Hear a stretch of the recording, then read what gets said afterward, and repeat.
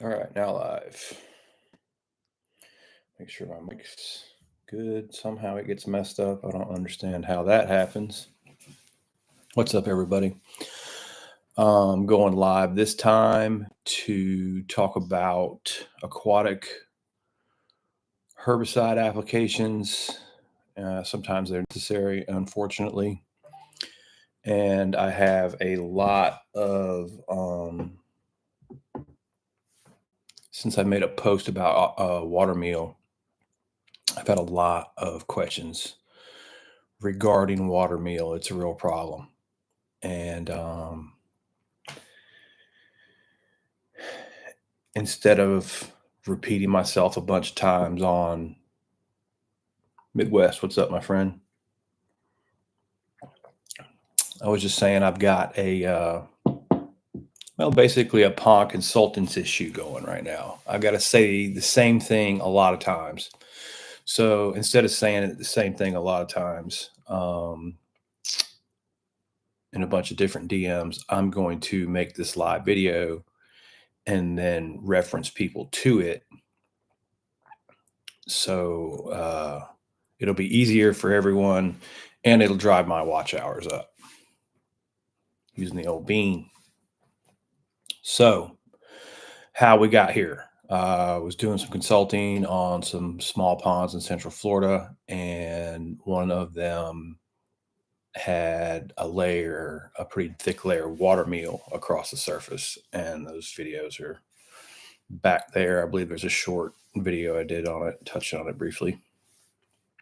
So, what is the problem with water meal, duckweed, surface vegetation in general?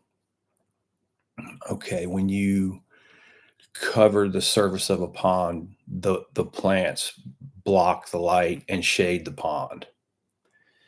And that's bad in several ways. But the primary way that it's bad is that the sunlight is what the plankton use to photosynthesize and produce the oxygen the fish breathe, and the plankton are also the base of the food chain. So the denser the plankton population, the more fish you can hold. And there's a measurement that biologists use called chlorophyll A. It's you dip water, basically like a liter of water out on several locations of the lake. And there's a process where you use a centrifuge and you spin the water down, you spin everything out of the water um, in the centrifuges. And basically, what you spin it down to is the amount of chlorophyll that's there. And what you're measuring is the chlorophyll from the plankton, the microscopic plankton that's floating in the water. And from that measurement, there's a direct correlation between the amount of plankton chlorophyll in the water and the pounds of fish that the pond can hold or the lake can hold per acre of water. Um, is a good measurement that you could use to measure what's called productivity, or how many pounds of fish are there. So the higher amount of plankton you have in the water, the higher amount of fish pounds you will support per acre of water. So when you get plants that cover the surface of the water, that reduces the light penetration, which reduces. You have another plant besides plankton using the sunlight, I guess is a better way to put that. And when you get that happening, you're reducing the plankton population. So you're reducing that chlorophyll A number, therefore, you're reducing the fish population. And especially when it's totally 100% covered, that's not good. So our job now becomes how to get rid of that particular plant, and that's what we're going to concentrate this video on. There's hundreds of plants, hundreds of different environments that these plants exist in. Every single, how do I put it differently? Aquatic weed control. Every job is unique. It has to be tackled in a different way. And as a pond owner with limited experience on that, um, there's not much information in the world that will get you, help you do it yourself, I guess. So this is my attempt at that. And if you guys have treatments or pond questions, just throw them in the comments, and I'll be glad to help you any way I can. Um, I have a good bit of experience with all this stuff. So the situation is we have a small pond and it has water meal on the surface, which is basically like little tiny green grits. It feels like uncooked grits. It's hard like that. Floating on the water, gets blown around with the wind sometimes. Just little green seeds everywhere. It's actually the world's smallest flowering aquatic plant, and it usually affects ponds smaller than 5 acres. And those ponds are usually completely ringed in trees where the wind and wave action is very minimal. Watermeal and duckweed, you usually find them together. Duckweed is a little larger plant, and there's some videos. Well, you have to probably go back on. There might be one on YouTube about duckweed, but it's its leaves about the size of a BB with a whitish root that hangs down about, man, I don't know, maybe a quarter of an inch, and you generally have to treat those two together. But on this particular pond, I didn't see any duckweed. I just saw straight watermeal, so that does happen too. Anyway, um, what we're about to talk about works on all plants. It's a it's a unique way to treat an aquatic weed, or aquatic weed problems in a pond. It's an expensive way to do it, but it's an effective way to do it if you do it right.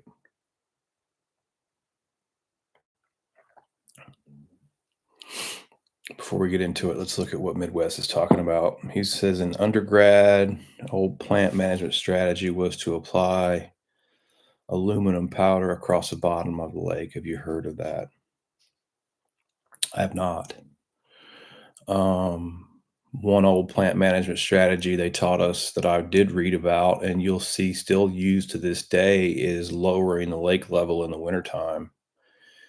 Expose the bottom of the lake to the air as much as possible. Like if you can pull like half the water out of the lake or so, the fish will be fine because the oxygen levels are way higher in the wintertime. Um, but that will speed the rotting process up of all the leaves and sticks and just junk that falls in from the fall, because stuff rotting in the water is oxygen consuming. So it helps that stuff go away quicker. It also does a lot of good soil chemistry stuff, having the air and soil just have contact for a few months. And then doing it in the winter, if the ground freezes, that's perfect. Up north, that's not a problem to get a freeze, but down south, sometimes the ground won't completely freeze in the winter. Some winters, but if you can get the water down and get the bottom to actually freeze, what that'll do is bust all the weed seeds from all the plants that dropped over the course of the growing season. The And then that's a natural way to reduce the amount of aquatic vegetation that'll begin to grow the next season and help you naturally reduce your, if you have to use chemicals, which we're about to touch on, um, help you reduce your chemical costs, help you reduce your aquatic weed bill, is that winter drawdown. That is actually a pretty smart old school method of managing a fishery.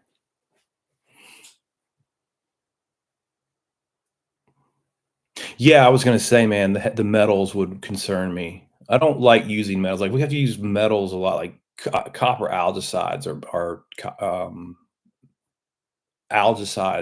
many algicides in pond management are copper, and you'll hear people use copper sulfate too, which is just really high, like 99% copper. Um, well, we might as well just talk about this now. So if you want to talk algicides, you're probably going to need to use them in pond management a couple of times a year. So you need to learn to differentiate between plants and algae. Algae kind of float, and they're not the water meal that I was about to touch on. That's a plant, so that's a floating plant. Duckweed's a floating plant, and they're always confused with algae.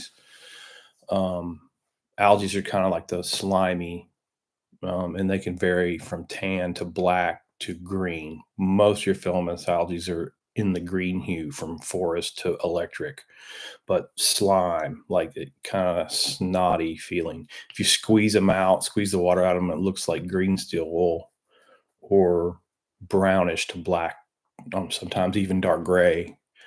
Usually the one in filamentous algae, the green ones are easier to control, and the gray, tan, and black ones, the ones that are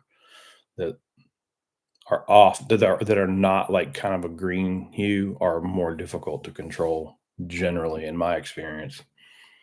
I think it's because the ones that are the dark gray one, especially the almost black looking one, horsehair algae, comes to mind. It kind of looks like that. They're coarser, they're harder, they're hardier, they're tougher.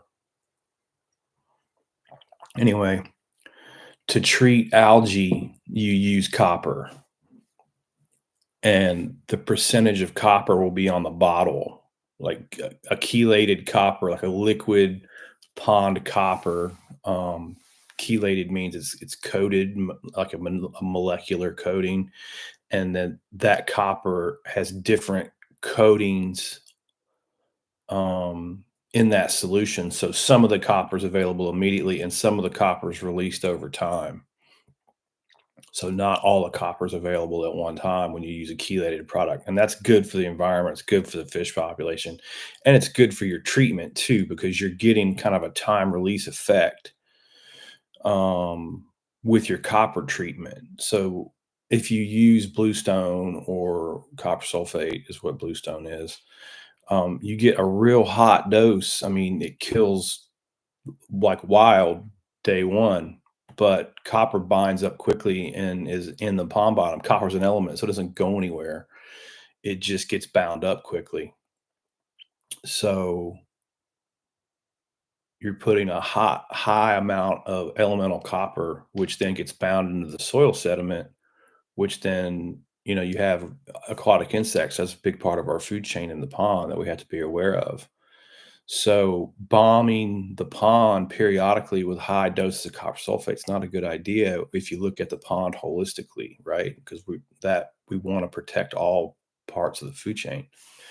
We don't want copper buildup in the substrate. So we want to use it as sparsely as possible. And that takes us back to, okay, instead of using 99% copper sulfate, why don't we use 7% chelated copper that's time released, that actually does a better job? So we're using a far less amount that works more efficiently over a longer period of time. And that's really smart with copper too, because that is algae problems are usually like in that spring to early summer problem. Usually once it heats up, it kind of knocks the algae off, and you got plant issues to deal with from then on out. So if you can kind of spread your algae treatments to a couple times, like mid spring to early summer, a lot of times you can keep all your algae problems down just with a couple early, well-timed treatments. Understanding where you're at and the patterns of the environment can also help you reduce the amount of products that you're putting into the water.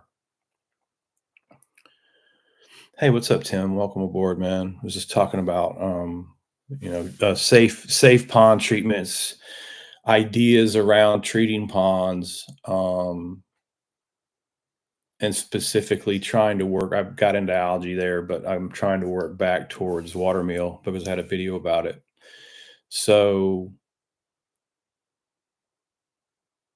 watermeal and duckweed are tough. You're going to need a professional help probably,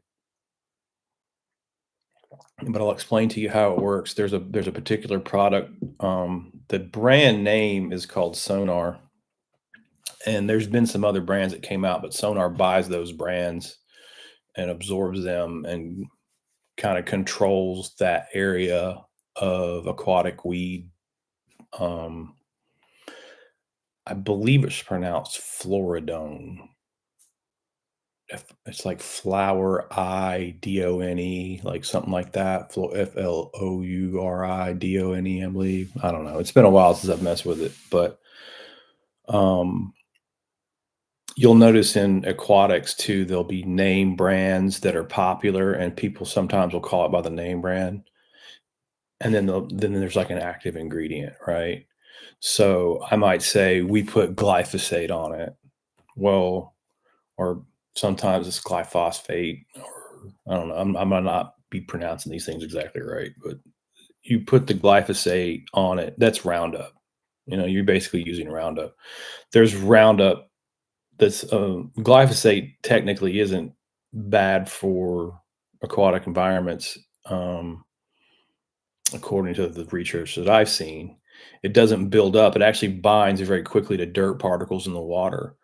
One mistake you can make as a pond person is if you have to make, like, say, a glyphosate treatment on maybe like water lily or cattail or something like that, and you use the pond water to fill your little sprayer up before you spray, you'll actually neutralize the glyphosate right in the tank, especially the harder the water you have, um, or the dirtier. If you see any kind of organics in the water, will bind out glyphosate pretty quickly and reduce the effectiveness of what you're trying to get done simply by the water mixture that you're using.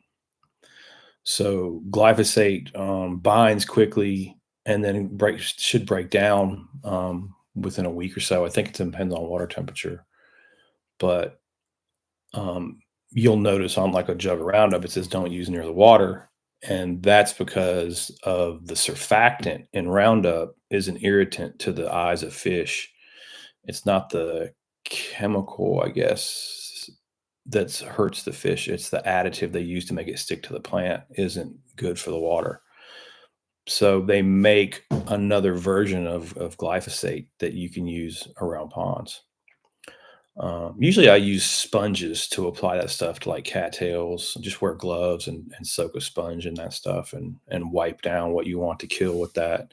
And you can keep it out of the environment pretty well. Just it's a systemic, so it runs the plant, kills the root, it kills the whole plant when you do glyphosate treatments.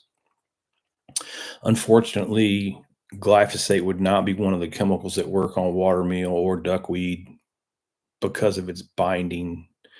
I've seen people try to use that product on the floating plants, thinking since they're floating that it would work, and it does kind of work, um, but you're not going to get the results that you want from that, and you're going to want to avoid that one.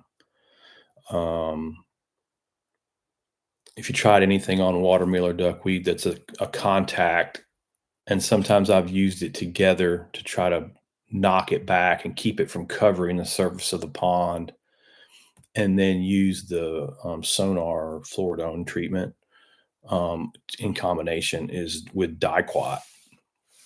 Diquat is the most common name for diquat is reward in aquatic circles, but there's actually several diquat products on the market now, and it'll be in the 32 to 36% diquat range, active ingredient range on the types of diquat. There's another one out there called Weetrine D. I think it's more like a 12% diquat, so it's not as strong.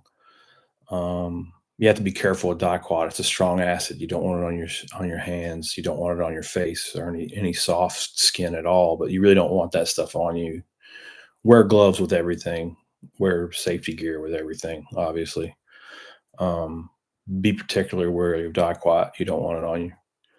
But you can treat the surface of the pond with diquat and knock back sometimes. You can have a pretty effective treatment on duckweed with it, and does decent on the watermeal sometimes too. But the problem you get is the reproductive rate of those plants is so fast that it's like, I don't know. In the south here, we have a plant called kudzu. It's from Japan. It grows all over.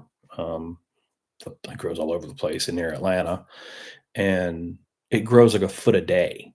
So like mowing is not an option. By the time you mow it, you look back, it's already grown back over what you mowed. It grows so fast.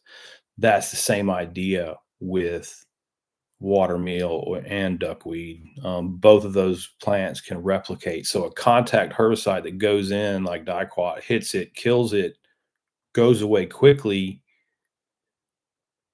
That means if you're going to gain control of it, you're going to have to apply that and apply that and apply that and apply that and apply that on like a 2-week cycle.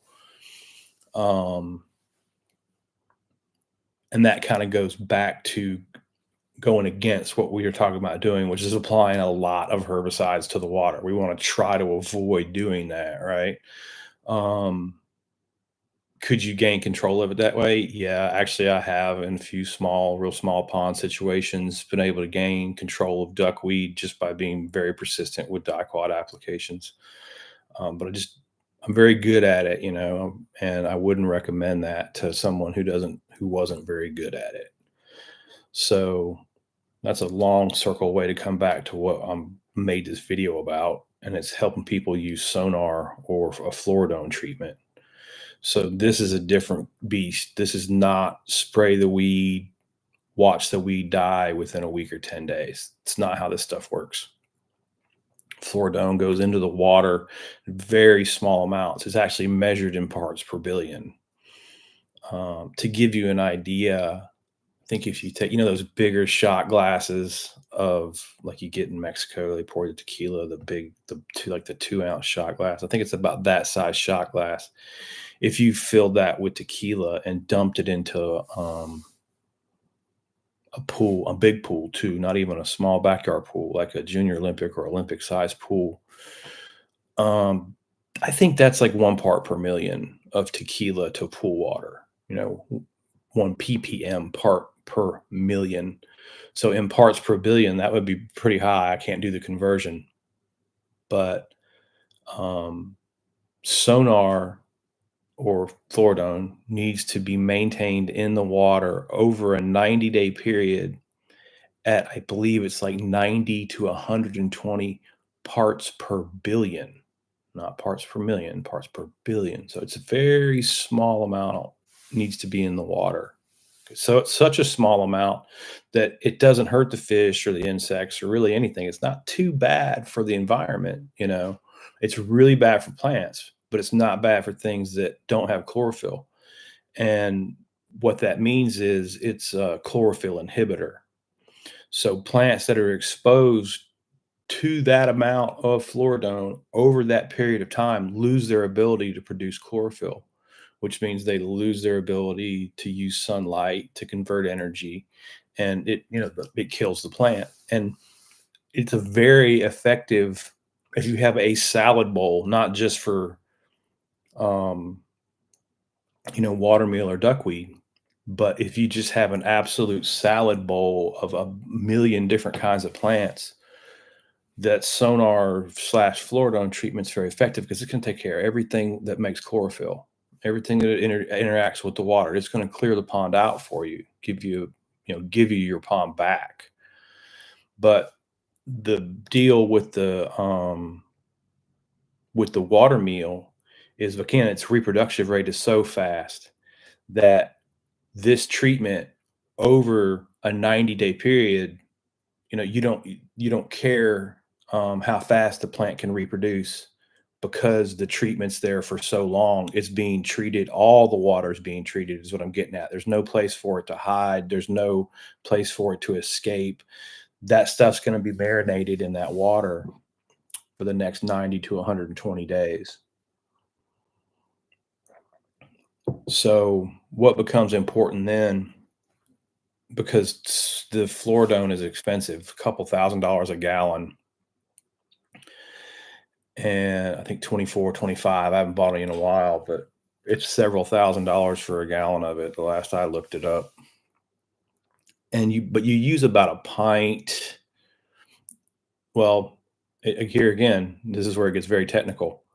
What's the flow rate of water in your pond? So, because how fluoridone works, if you imagine if you had an aquarium full of water, and you put some food coloring, maybe some red food coloring in there. Say 20 drops of red food coloring in a 10-gallon aquarium is going to turn that water pink, right?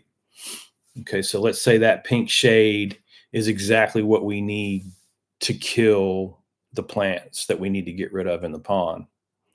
But then you put a hose into the aquarium and you turn it on and it starts to run water out. Well, that hose would represent the rainwater and all the water coming into the pond. And that's clear water. It doesn't have any treatment in it. So you're flushing your treatment. You'd be flushing the pink color out of the aquarium over time if you kept turning the hose on and off, simulating rain, right? So the same thing's happening after you put your sonar treatment down. A rain flushes some of it out. So what you have to do is you have to calculate how much that is and reapply that amount of sonar. And I usually apply, it depends. I mean, like I said, this video get real long. I've already gone 25 minutes. This video got real long on how to calculate retention times, you know. But that's, if you want to look that up, that's what I'm doing. I'll be calculating the retention time on a pond, understanding what the volume of water is that's there, understanding the volume of water that's leaving, and then understanding, okay, I need a pint every 30 days or 45 days to compensate for the exchange rate. And that's what you're going to have to be good at doing to make this treatment effective. This is the number one place I see people make mistakes with those types of treatments. They spend the $2,000 on the gallon of the stuff. They take the stuff out there and they apply it, but they do it once and they don't understand the flow rate. They don't understand any of that. And they do it when it's raining and they don't wait for a dry period. They make a lot of mistakes with it and they spend the money and then it doesn't work at all. And they feel cheated. So there's a technique to using it, and that technique varies depending on where you are and how much water flow you have, I guess is the best way to put that. So I'm hoping, I don't know, I'm just using this video to get, because there's been 10 or 12 questions about using this stuff. So I'm just kind of throwing ideas. Let me check the questions. Sometimes we get some good stuff from there.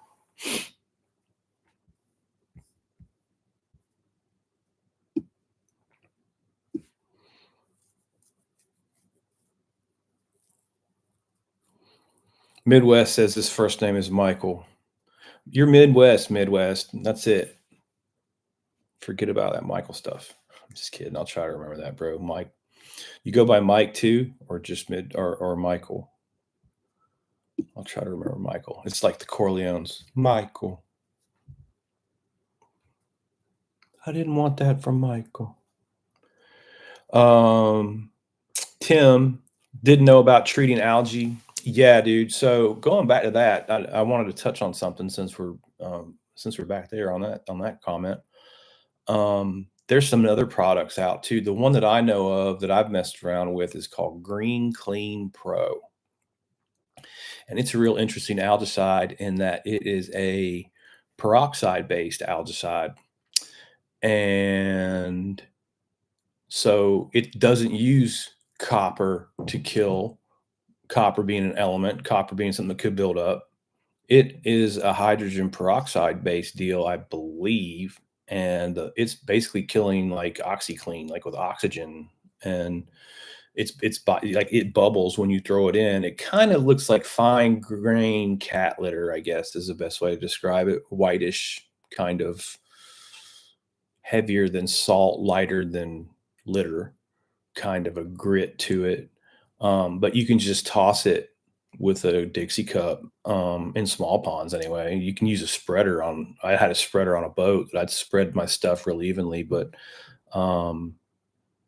you can easily toss this stuff around the bank, and then literally just within minutes, you can just watch it yellowing out the algae and killing it. And the only byproduct with Green Clean is oxygen. So it's a wonderful algicide, and it's very safe to use for the environment. It works very well on a lot of the algae. But again, when a cost, there's where the drawback comes in, where you can go get a gallon uh, of algicide for, say, I don't know, $30 or something at your farm supply store. Um, this stuff's going to be probably, I haven't priced it in a while, but a bag of it's like 150, $200. And I'm probably delivered fees on top of that. So you'll be spending more. But I actually really like the green clean, especially in the ponds that I know that it is only a couple times a year that I need the algae treatments, and I can just substitute the green clean for the copper twice a year, and I'm really doing good for my pond and being, you know, as environmentally conscious as I can be about the products that I'm using in the environment, and not being what everybody accuses you of being on here, which is just some demon who throws chemicals in the environment for money. Because, we have a secondary benefit. One, I have to protect the pond that I'm managing right now. It's an irrigation system for a commercial landscaping operation. So I can't bomb that thing with chemicals. That defeats the purpose of a very high tech system that we have going here, which is keep the water as clean as possible. It is being used in a different way for a commercial purpose. Um, so we have to operate in that confinement, of no chemicals, at least no chemicals that can't be applied. And there's where you get into a situation where, can we use a little bit of copper algicide? And by a little bit, what I've used, maybe a quart, no, maybe half a gallon, say a quart a season for 2 seasons, marginally around the edge in a chelated copper when the filamentous algae just got mucky and slimy around the edge. So in 2 years, I've used a half a gallon or so, marginally, and sprayed directly on the algicide. It gets bound to it quickly, so it's not in the environment for very long. And the stuff that's chelated that hasn't released is still kind of trapped in the algae mat. So as it releases, it's working on the mat for me. And then, like I said, once it's released in the environment, it's either bound in the substrate or bound in the algae, but it binds up, goes to the bottom, begins to rot, gets into something else, goes down to the bottom of the pond, gets covered up. But the copper doesn't go away, it stays bound in the substrate somewhere.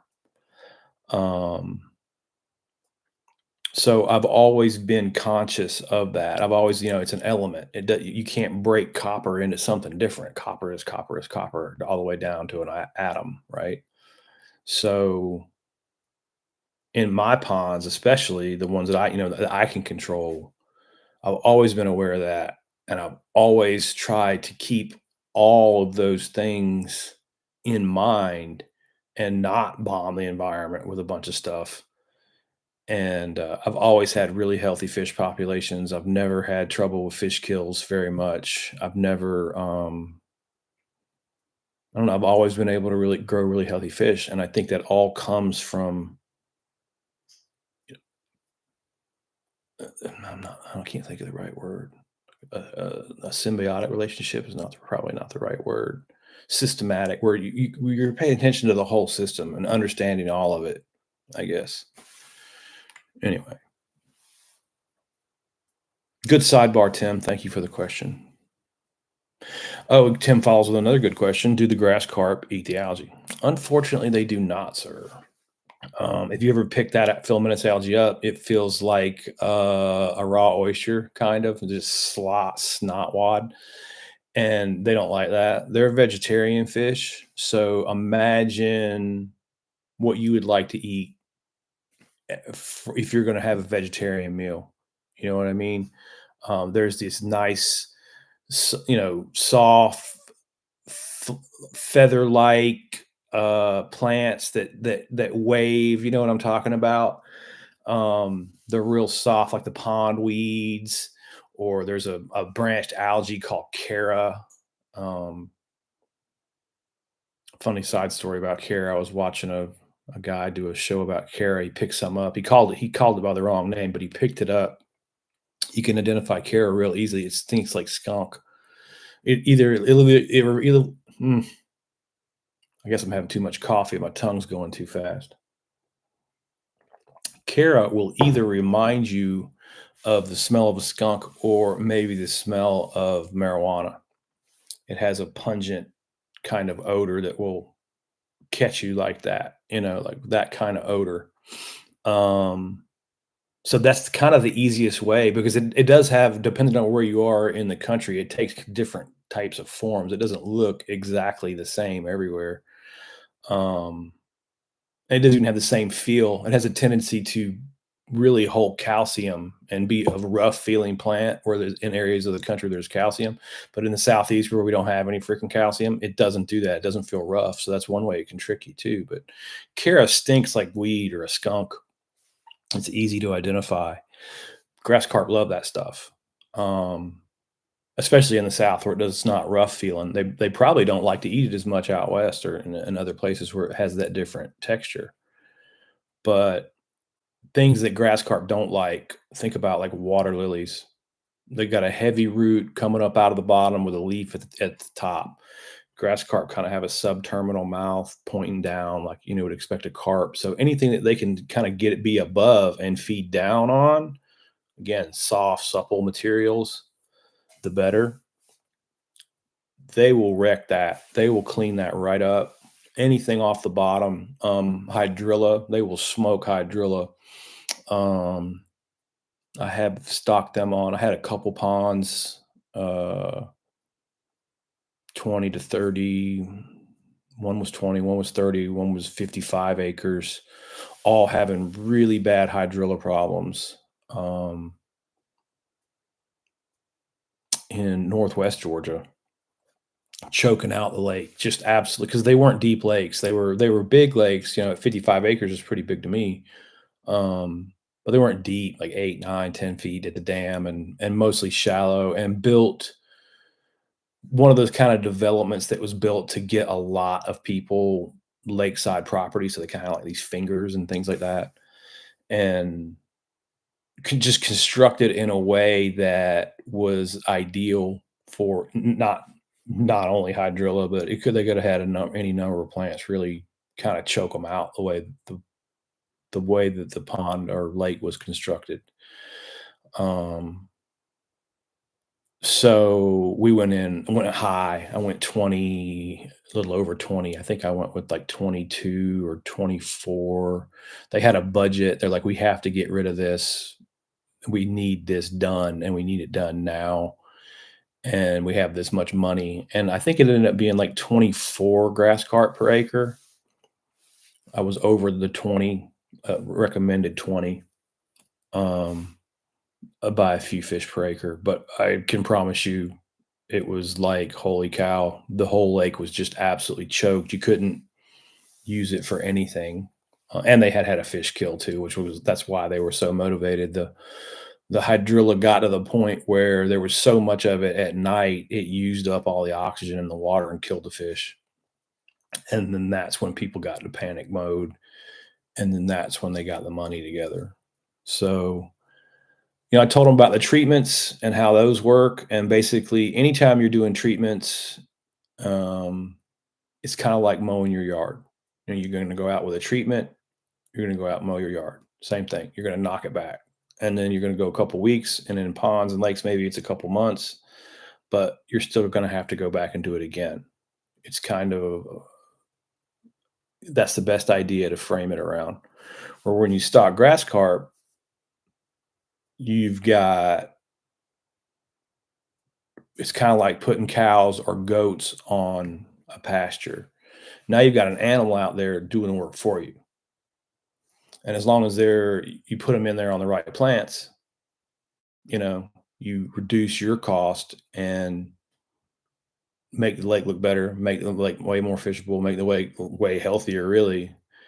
Um, And you just have a fish stocking cost about every 8 years with the grass carp. They last a pretty good while once you get them in the right densities. So we went out to these little lakes, smaller, well, ponds and lakes in this community, and stocked the grass carp. And it didn't take long at 24 fish per acre. They were big too. They were like 12-inch grass carp, and it was such a big order that the fish hatchery I buy them from, Owen and Williams, they gave me some real nice fish on that deal. But it was a huge, massive order. But you never have problems with Owen and Williams. What I'm getting at, they're always real customer oriented, real good fish.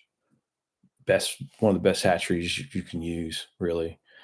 Um, all the way around. I could do another hour about how good their fish hatchery is and how they handle the fish properly and how much of a difference that makes. But I'll spare you that.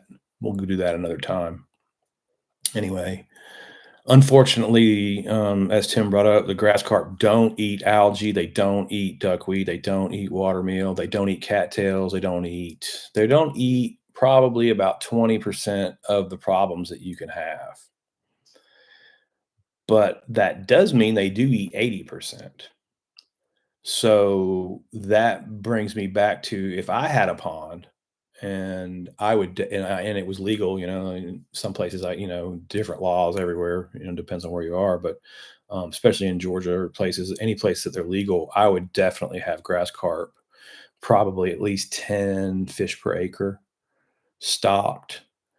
Um, because you do get birds, you do get ducks, you do get heron and other animals too. You get all kinds of animals that go up and down and move up in through your environment that can bring you those types of problems. And I would rather be proactive than reactive, because especially once you have grass carp, they're taking care of 80% of your problems. Well, now you only have to worry about 20% of the problems, and then that means that cuts out 80% of the knowledge, of the weed spraying knowledge you have to acquire to manage a pond. Now you only got 20% of it. The 20% the grass carp don't worry about.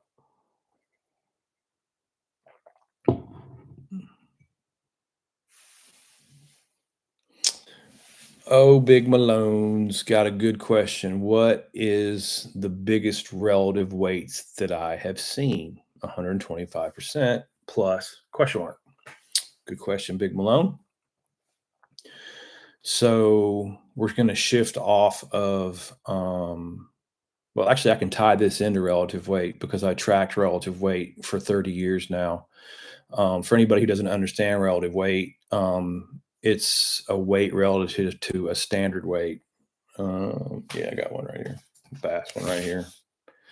So basically, a 14-inch bass should weigh 1.5 pounds. If it doesn't, there's a problem. If it weighs more than that, it's in an excellent environment. How much more than that is what Malone is quoting there, 125%. 25% above that number would be 125% relative weight. So we can use that scale. I use that scale in measuring bass population's health. And it's really complex. It's layered, but as the fish population gets crowded, as you get more bass per acre, you get less weight per fish. So you see that relative weight drop.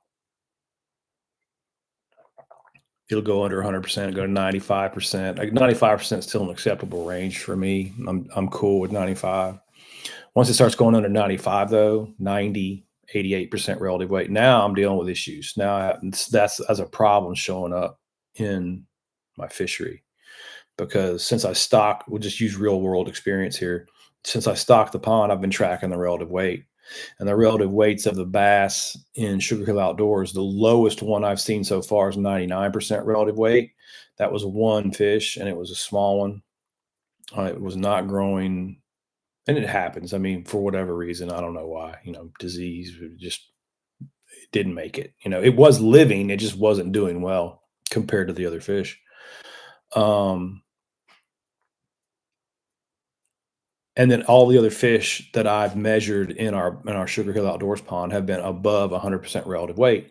Some of them, 105, 106%. Some of them at 100, I think 150% is the highest we've seen in there. But there's some caveats to that number. The one that was 150% also had scoliosis, kind of a little bit of a crook in its back. It made its tail come down. So actually, it made its body length, because of a physical deformity, a little bit shorter. So it skewed that measurement because of a deformity, and we have to be aware of that. We've got a little bit more scoliosis going in our Sugar Hill Outdoors pond because the bass are feed trained. And I've noticed that with feed trained bass. Sometimes you see that with them because when you're jacking with them as fry, scoliosis has to do with just a little bit of something off a little bit as a certain point when they're fry will give them scoliosis. And I think feed training sometimes might disrupt that. So I've just noticed we've got a few more bass in our Sugar Hill Outdoors pond that have scoliosis than normal. And this is also one of the very few times that I bought feed train bass. I usually don't even worry about that. I just buy them when they're new, small fry, and go with it. Um, and I've seen that correlation before a few times. Anyway, so going back to Big Malone's question, what's the highest bass I've seen percentage wise? Well, there is a point too much of a good thing is bad, right? And I guess the best example I can use is there was a little pond in Athens. It had a trail around it, just a park.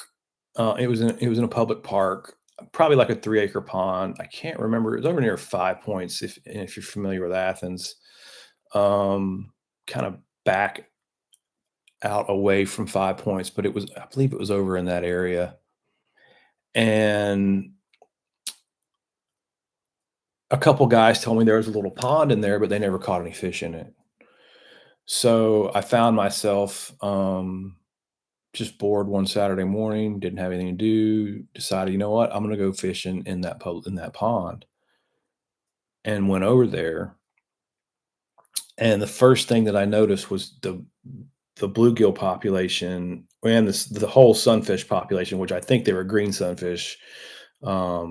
I didn't catch any sunfish, but I just noticed I can remember there were thousands of them. There were just a real high density of like that 3 to 4 inch sunfish size, and there was a lot of them.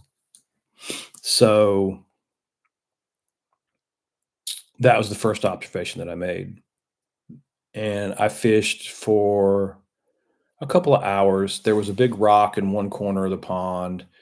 I didn't get any bites, and I went over with just a Texas rig. I think I had a Zoom lizard, 6-inch lizard, Texas rig, threw it up on the rock in the corner, drug it off, boom, got a bite, hooked the fish, got it in. And I don't remember the length and the measurements or anything. I just remember measuring it, and it was like 160 something percent relative weight. It was distorted looking. It was so heavy, you know. Um, and this was the point I was at Georgia, but I really hadn't learned all this stuff yet. I wasn't kind of like in the fisheries program at that point. And that was the heaviest relative weight fish I had ever seen because I got the length and I got the weight on it, but I didn't calculate the relative weight. But I wrote it down. I did write it down. I was in fisheries school. I had taken some fisheries classes, so I was kind of in that. It was that point in my life when I was tinkering and writing everything down. And it was like a 17-inch fish that was like 5 pounds or something stupid in that vicinity. It wasn't a really long fish, but it was a really fat one. And that's when I kind of started learning from school that when you start getting into fish populations like that, where the bass is so grossly overfed, that's a problem. You're losing the bass population at that point. That And it was true because in years after that, I never saw another bass come out of that pond. I went and fished a few more times. I never caught another bass. I just saw that one that was like super high relative weight. And so, like I said, though, when it's in that situation, the bass try to spawn, but there's so many of those hungry sunfish that their eggs just get consumed and eaten, and you've lost the pond to a sunfish crowded situation. When it goes in that direction, it's the opposite of a bass crowded situation. So another thing to be aware of is the bias that we have at our pond. When I said I had a bass that was 150% relative weight at my pond, that's slightly different. There's bias there. And the reason is the feeding program, because the bass are taking feed. I'm sorry, the bass do take feed. They're feed trained too, but the bass are taking bluegill that are on feed. So they're artificially bigger because of the feed. And that's increasing our bass growth to maximize the bass growth as much as we can get in a 2.5 acre pond. That's part of this whole project, right? But you have to remember that these weights are not based, they're based on public water. They're not based on fish being fed artificially. Those are public water numbers, unfed places. So when we should have fish in our situation that are considerably higher than 100% because of that bias. 115, 120% in my pond is much different than 120% on a 250-acre lake where that fish occurred naturally with no feeding. Does that make sense, guys?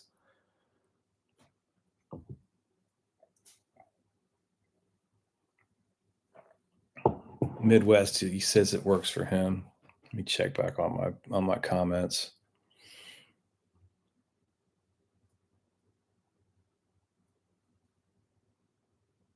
Oh, Big Malone has a good question. Will 10 grass carp per acre affect the 40 bass per acre? And that's a real smart question, man. You're seeing the displacement now, what you put in and what you don't. Okay, so but what we've done though is we've put in 10 grass carp per acre that are vegetarians. They're not in really feeding on the aquatic insects that the bluegill want. They're not really in there feeding on the zooplankton that the bluegill want or the larval bass want.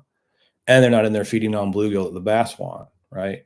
So they exist outside the food web that we're managing our sport fish population with because they're feeding on plants.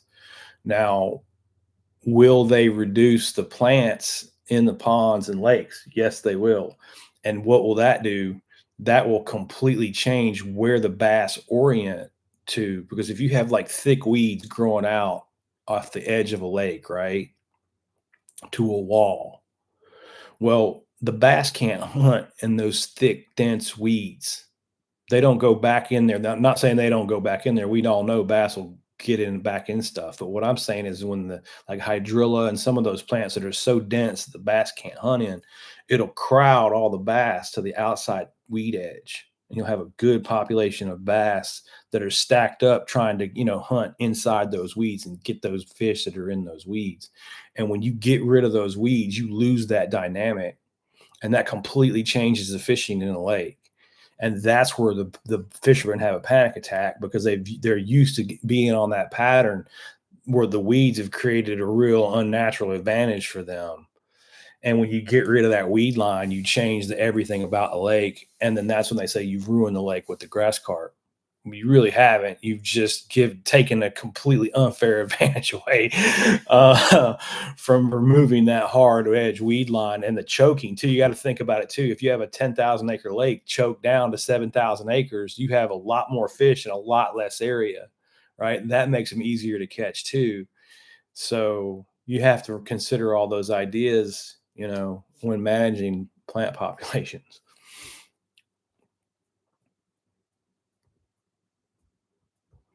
No, Tim, you're right. Grass carp won't eat out. There's a lot of things grass carp won't eat. I wish they would eat them, man. That would make my life easier. Michael or Mike Midwest says, all right. I'll try to call you Michael. Call you Michael Corleone. Corleone. I make fun of Midwest. He's a lawyer. So I make like he's my attorney, like, I'm in the mafia. I got attorneys and legal help at my beck and call. It's kind of an old running joke we've had for a while. Anyway.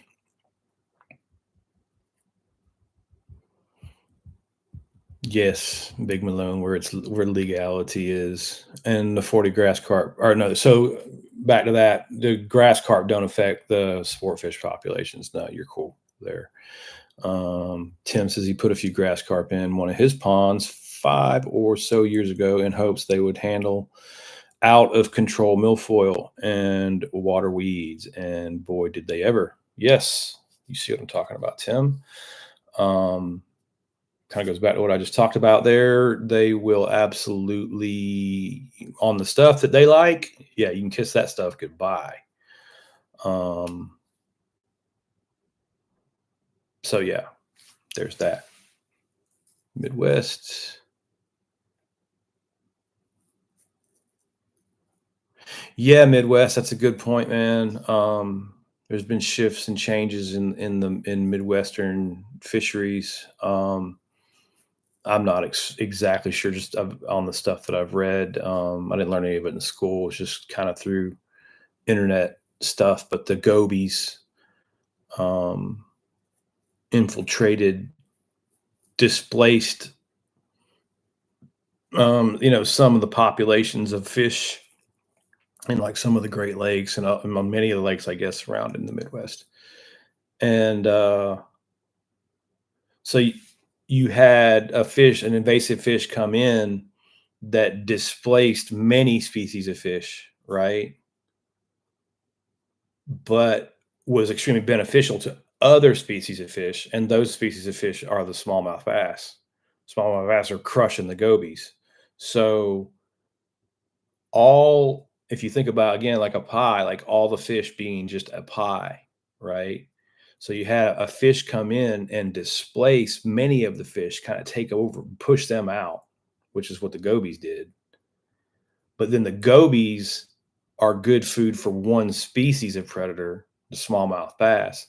So from a smallmouth bass fisherman's perspective, the Great Lakes are a wonderfully healthy fishery with all these huge, healthy bass, right?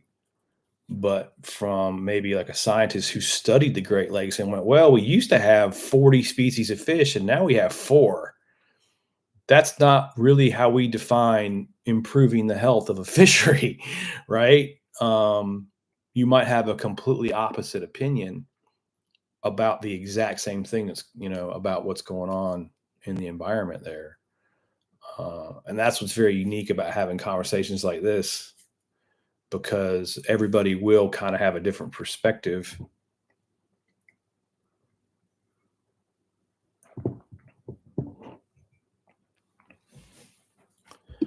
So anyway, I guess I've gone another hour. I didn't want it to go this long because I was going to try just to describe how sonar or Midwest is coming back through. The gobies have hurt yellow perch. Yes, of course, because they're nest raiders. Yes, of course. We see similar things happen in Lake Lanier. I can remember a time when there was no blueback herring in Lake Lanier, and there was also extremely not super great spotted bass fishing. The spotted bass were there; they're all about a pound. They had a few outliers that would be bigger, and it was decent spotted bass fishing. But for the most part, it was just kind of dink spots all over the place, and they didn't. There was warnings everywhere: don't use bluebacks. We don't want bluebacks. We don't know what's going to happen with the blueback herring population. And of course, the bluebacks got in there from bait tanks and stuff like that. And populations took off. And just pure luck, the blueback herring helped the spotted bass population. And actually, they've been able to coexist better there than I think my limited understanding as a fisheries biology student was you're gambling on what's going to be happening out there. You don't know the blueback herring won't wipe out the spotted bass population as nest raiders, you know. But on the flip side of that coin, there used to be awesome white bass runs all up both the rivers in the north part of the lake, all beginning about the time the dogwoods bloom, not too long from now, really. You could just go catch white bass after white bass. Just the white bass runs were incredible. They're gone. The only white bass left in the lake are the ones that DNR stock now. And I've seen, geez, in 10 years, caught maybe one or two white bass. When I used to just, you could just go to the river and just catch them in the spring, you know? So there's a perfect example of it just that you got lucky in that the herring knocked the hell out of a bass population. It just wasn't the one. It just wasn't the most popular bass. You know, there's still the spots. There's still big fish. They can still take guided trips. It didn't affect the money the way it could have. And it certainly doesn't mean you can take blueback herring and throw them in some other place and get the same results either. They'll wreck it depending on a lot of factors.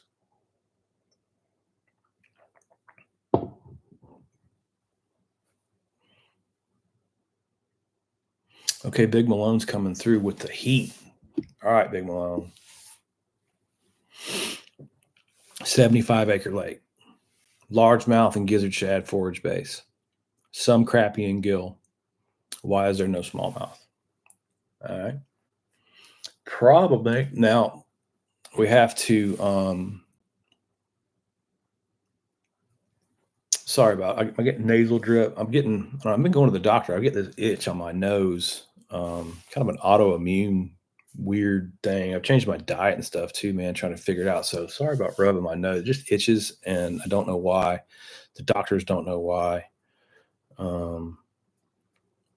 Fortunately, I do know there's absolutely nothing else wrong with me but an itchy nose and sometimes a swollen toe.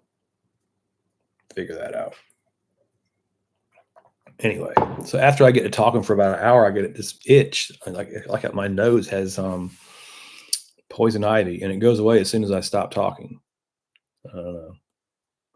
It's probably because I've been going back to the theme of this whole thing, exposed to too many damn pesticides for way too long, and I'm probably going to die a young, painful death. That was sunshine and roses for a Sunday, wasn't it? uh, who knows, man? Sometimes my nose itches, though.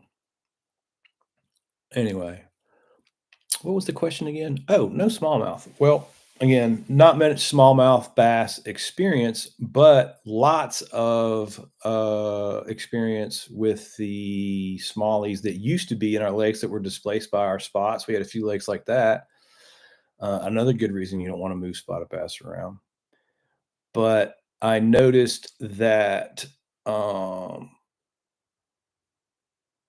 the habitat, your spotted bass and smallmouth bass are kind of similar in ways, and it's where they spawn, that rocky, cliffy habitat places, and you don't have those places in smaller bodies of water. They don't have the spawning substrate that they want.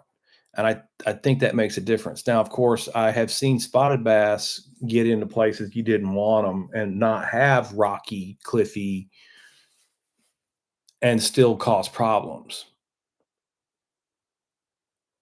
I'm just saying from a smallmouth perspective, I would think, and I don't think they do well in ponds, right? And I think it's because they don't really have the substrate. I mean, I'm thinking back, like New York City, I was fishing in Central Park and they said you could catch smallies in this one pond. But when I was at that pond, it was like a hole in the earth with cliffs that went off like a castle above it. I can't remember what it was called. The Turtle Pond, maybe? But I thought to myself when I was fishing that pond in New York, I was like, I bet it has the smallies in here because it has the right ledgy, rocky substrate for them to spawn on. But it's even though it's a small body of water. So I've had those thoughts before, Big Malone, and I think that's why. But I couldn't point you to like a scientific study and say, hey, that guy said and proved it with science. No, I'm guessing. And that's my best guess. Midwest, thanks for another conversation. Sure, man. Oh, the Lions kicked off. Yeah, go blue for sure. Yeah, Big Balone. I think it's just different habitats. That's why they don't do as good.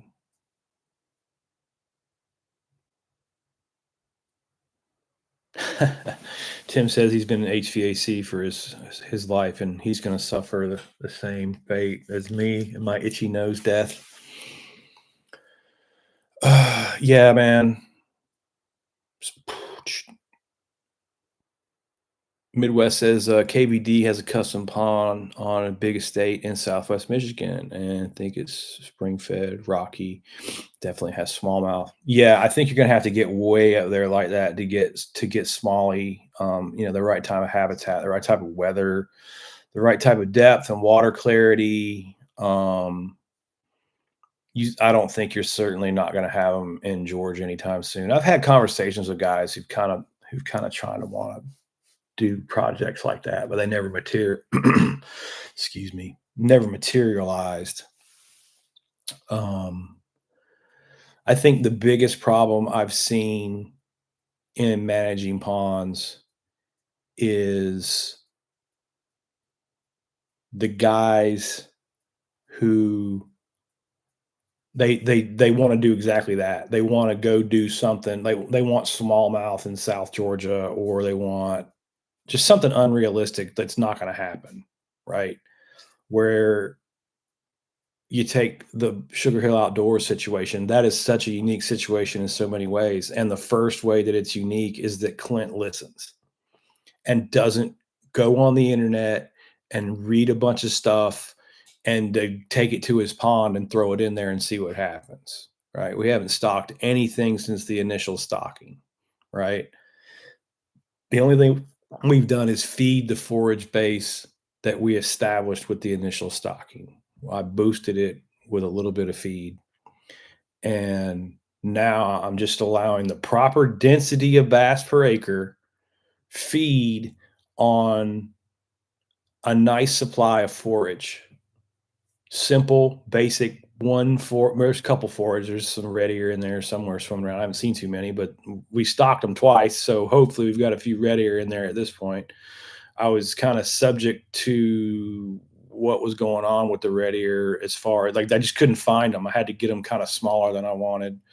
But since I got them smaller, I also way overstocked them. They were cheaper, so I bought like 800 or 1,000 the second time that I stocked them in there. So I'm assuming I got a few. I only need a few per acre on the red ear and bluegill. Now my bluegill are abundant and growing well and had a year head start and have been on feed the whole time, every day of their life. They've been taking high protein pellets. I've got a real nice forage base, but that's good because now we have a scale of measurement, right?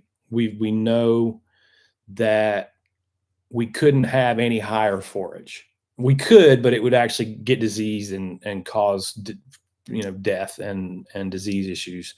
And that's kind of how we know we're doing it right is we don't have death and disease issues. We don't have problems with our fish population at all. Really, you catch a fish, you look at it. There's no sores on it. There's no you know lumps or humps or red places or red dots or swollen places where things are burrowed into skin and parasitic problems, disease problems, oxygen problems are obvious. The fish die. When you get an oxygen problem, poop, everybody dies. It's easy to tell. Don't have anything going like that.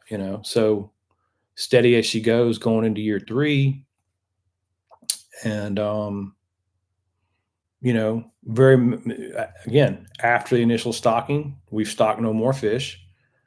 We fed daily when the water temperatures are in the 60s or higher. We have done a couple, spot treatments on algaecide, like we discussed earlier in the video.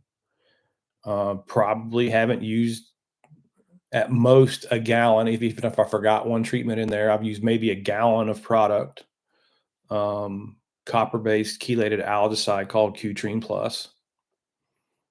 I used it just because I'm familiar with it and have used it for years. For the record, Cutrine Plus is good when you have to treat a water column. It won't kind of float in the top 4 inches of water like some other chelated products. It'll actually disperse down to the bottom. So you can mix Cutrine. You don't want to go more than in Georgia. You don't really want to go more than a gallon of Cutrine per acre of water, and you don't need to because the hardness levels are low. You can get away with way less usually in Georgia that on everything you treat with, because the mineral content of the water is so much lower than everywhere else in the country. If you live in a place where water hardness gets above 200 parts in total alkalinity, total hardness, you'll be on the other end of the scale. You might have to go as high as like a gallon and a half, maybe even 2 gallons. But every single product is different. Every single product has a different formulation, a different concentration. But the good thing is every single product also has a label. And before you put anything in the water, read that label. It'll tell you exactly how to use it. It'll tell you exactly how much to use. And anytime you need any help with that stuff, just drop me a DM. I'll help you with that stuff. Um, it can be a little bit intimidating. Just read through the label a couple times and break it down in more plain English. It'll make sense. It's not hard to do. And, you know, the bottom line is it's necessary to do. Do I want to do any of this stuff? Heck no, I don't want to do any of this stuff. But with watermeal, with duckweed, with all the issues that we discussed in the front part of this hour, it becomes a necessary part of life. You're either going to lose your pond, it's going to die, you're going to be picking up dead fish, it's going to be sticky and smelly back there, it's going to be all kinds of problems in your life, or it can be a source of joy, a source of pleasure, a source of recreation, a source of protein. If you care to have some organic food in your life, growing fish in your own pond is a real good way to get clean protein done the right way. And we can certainly break that down and talk about how we would do that as well. If anybody has those types of questions, I'll be happy to switch up the content and talk about different things. As far as that goes, if that being said, if I'm looking for a clean diet and eating protein out of the pond, I'm not going to be adding the fish feed to it. I'll let the pond produce, more natural. The pond will have less fish per acre, but then you would just adjust down the numbers of fish you have to catch. But on a cleaner diet, the fish feeds are high in saturated fats. So if you were an older person or just somebody who's not looking for a bunch of saturated fat in your diet, you wouldn't want a fish feed in your diet. You wouldn't want to be consuming those fish. One or two fish fries a year, no big deal. But if you're using it as a source of protein for your family that you're going to be consistently eating weekly, keep the fish feed out. We would be having a different conversation. This study is a study on how to produce the best bass growth on the highest forage base possible, and it's also like a genetic deal too. We're comparing two different species of bass in the same pond. And northern bass and Florida bass are actually considered different species now. So, we're not. The point being is we're not really going to. We'll have a few fish fries, but we're not going to be consuming these fish on a regular basis. Tim is saying he had a few trout. Yep, I've done trout before. Piedmont Reed. Yep. Okay, Tim. So I use trout in the Piedmont region of Georgia, and I've had some. It's again, there's give and take, right? So in around Atlanta and then up into North Carolina, and South Carolina, Northern Alabama, Tennessee, I've stocked all around in there. It's been some years back now. I don't stock fish anymore, but truck fuel, all that stuff's too expensive to make it work, to have made it worth a small guy like me's while. But I did have a few guys who had trophy bass fisheries that we would use rainbow trout in, and how we used them was about Thanksgiving in the Piedmont regions. Once your water temperatures slip, below 68, trout need cooler water, but it doesn't have to be that cold. Once you get into the low 60s, you're good to go. And you can add the trout. We 8 inches or so, 6 to 8 inch trout, whatever I can get a hold of. I had a few places around Franklin that had trout, and so you add the trout, and they are an active wintertime fish, so you can literally trout fish all winter. Um, and leave your feeders going for them. They'd stay active on the feed because they're active winter fish. So that was actually good for your batteries. Any of the stuff that was solar powered, running it 24 hours or running it all year instead of putting it away, I noticed was always better for the feeders. Um, you cut them down. You didn't have to feed nearly as much, but they came on. They threw some feed to the trout. The trout fed, kept the trout congregated in areas, especially in the bigger 20, 10, 20, 30 acre places that had them. Kind of keep them crowded around the feeders, easier to catch for the kids and stuff like that. You can grow some big trout over the winter, though, man. You would grow them out, and they'd be, several pounds come spring. And even I would have trout living in the Atlanta area on the mild springs into June in some of the ponds, the shadier ones, anyway. Um, but then those trout would get lethargic as the temperatures warmed up, and ironically, it's usually right around the time that the bass are bedding or coming off the bed. So you had big female bass, kind of at the end of their spawn, and large, easy to catch lethargic trout for those big female bass to eat.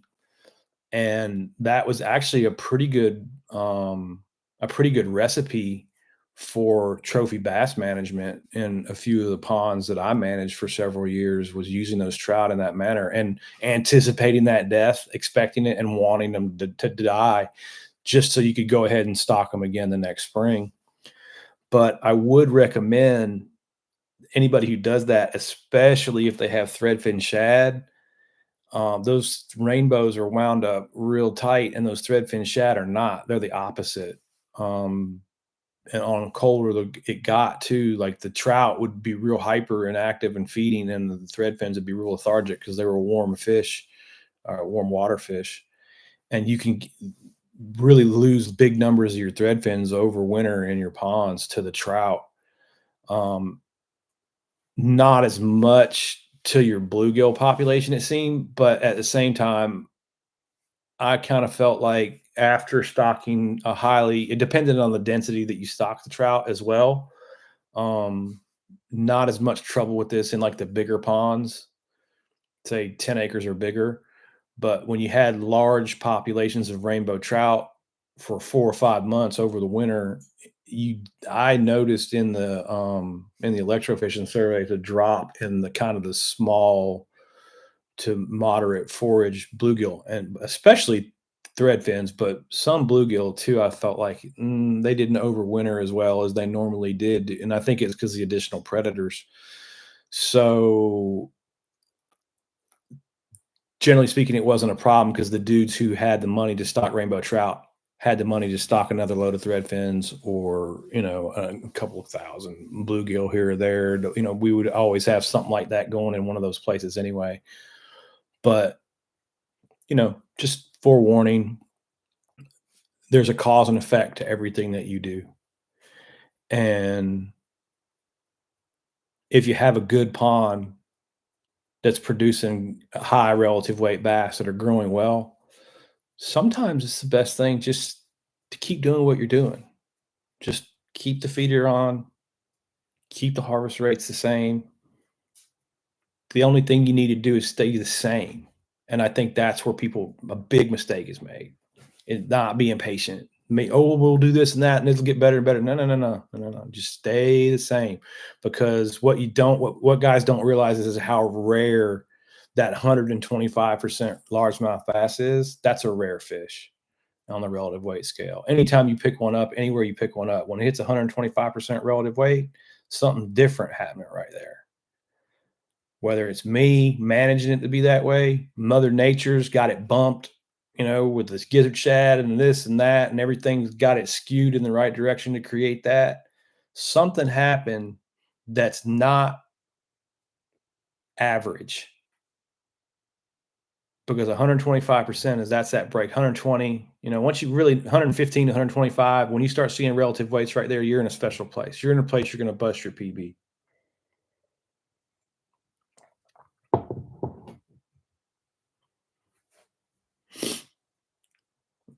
Big Malone's got a little local farm pond, wants to see it improved. Yeah, hit the crappie in the head. We're about to do some of that too. I was just talking to my buddy Mickey over in his farm pond. We've got two over there, and I want to. We've talked about them before, especially on Instagram. A couple years ago, I was more active in putting. We've got a lot of harvest done out of those ponds the last few years, and then we can use the fishing data that we go collect over there to try to assess those ponds, to help people who are managing ponds in that situation. And it's a more normal situation than what I've got going at Sugar Hill. Sugar Hill is an anomaly in that it's new, it's been stocked properly, it's experiencing that new pond. Or if you were to drain and restock a pond, you could get a pond much like Sugar Hill. But the bottom line is people don't drain and restock their ponds, and new ponds are extremely rare these days for many reasons. But we have an anomaly that we're able to watch kind of what perfect looks like. And then once you see that, and especially once you see Sugar Hill, and then we get another one that comes along and you see it happen there, and you get another one that comes along and you see it happen there, and you see how consistently that you could grow really awesome bass fisheries if you just do these like 5 steps, say, do this way and watch what happens to your fishery. I've never seen anybody learn this process and then go, wow, I really wish we'd left this all alone. Just they never do that. They're like, man, we should have drained this pond years ago. This is awesome. This is incredible fishing. This it's world-class fishing. It's fishing that you'll never experience really any other way. And I guess you go to Mexico or something, go to one of those big lakes like that. But oh, sure, Tim, man. There's hope, man. Um, you can manage these ponds, that they can be corrected. You can have incredible fishing, you know. Um, and the fastest, cheapest way to the most incredible fishing is just simply drain the daggone thing and start it from scratch. And it blows everybody's mind, oh my God, we're gonna do what? But I promise you, it's the fastest, least expensive way to, and I mean, once you do your pond this way too, you won't go fishing anywhere else. People just stop fishing. They stop calling. I know when I've done a good job stocking and getting a pond right. You never hear from that dude again. And you never see his boat anywhere. He's never fishing some other place. The gates are locked and you're not invited. That's when you know you're growing some fish.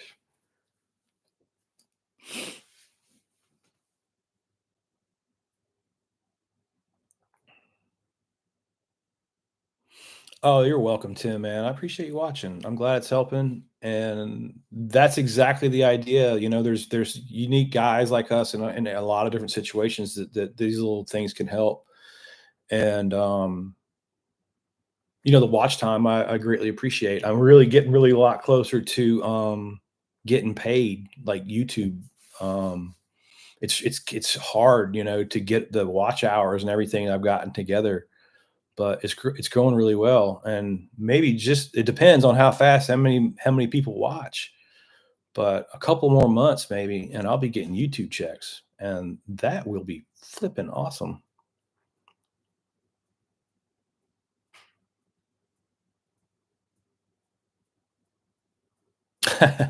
Midwest is multitasking. He's doing the live and the I usually don't go live this much, but I might start doing this live more. The last week I've been going live with these ideas, and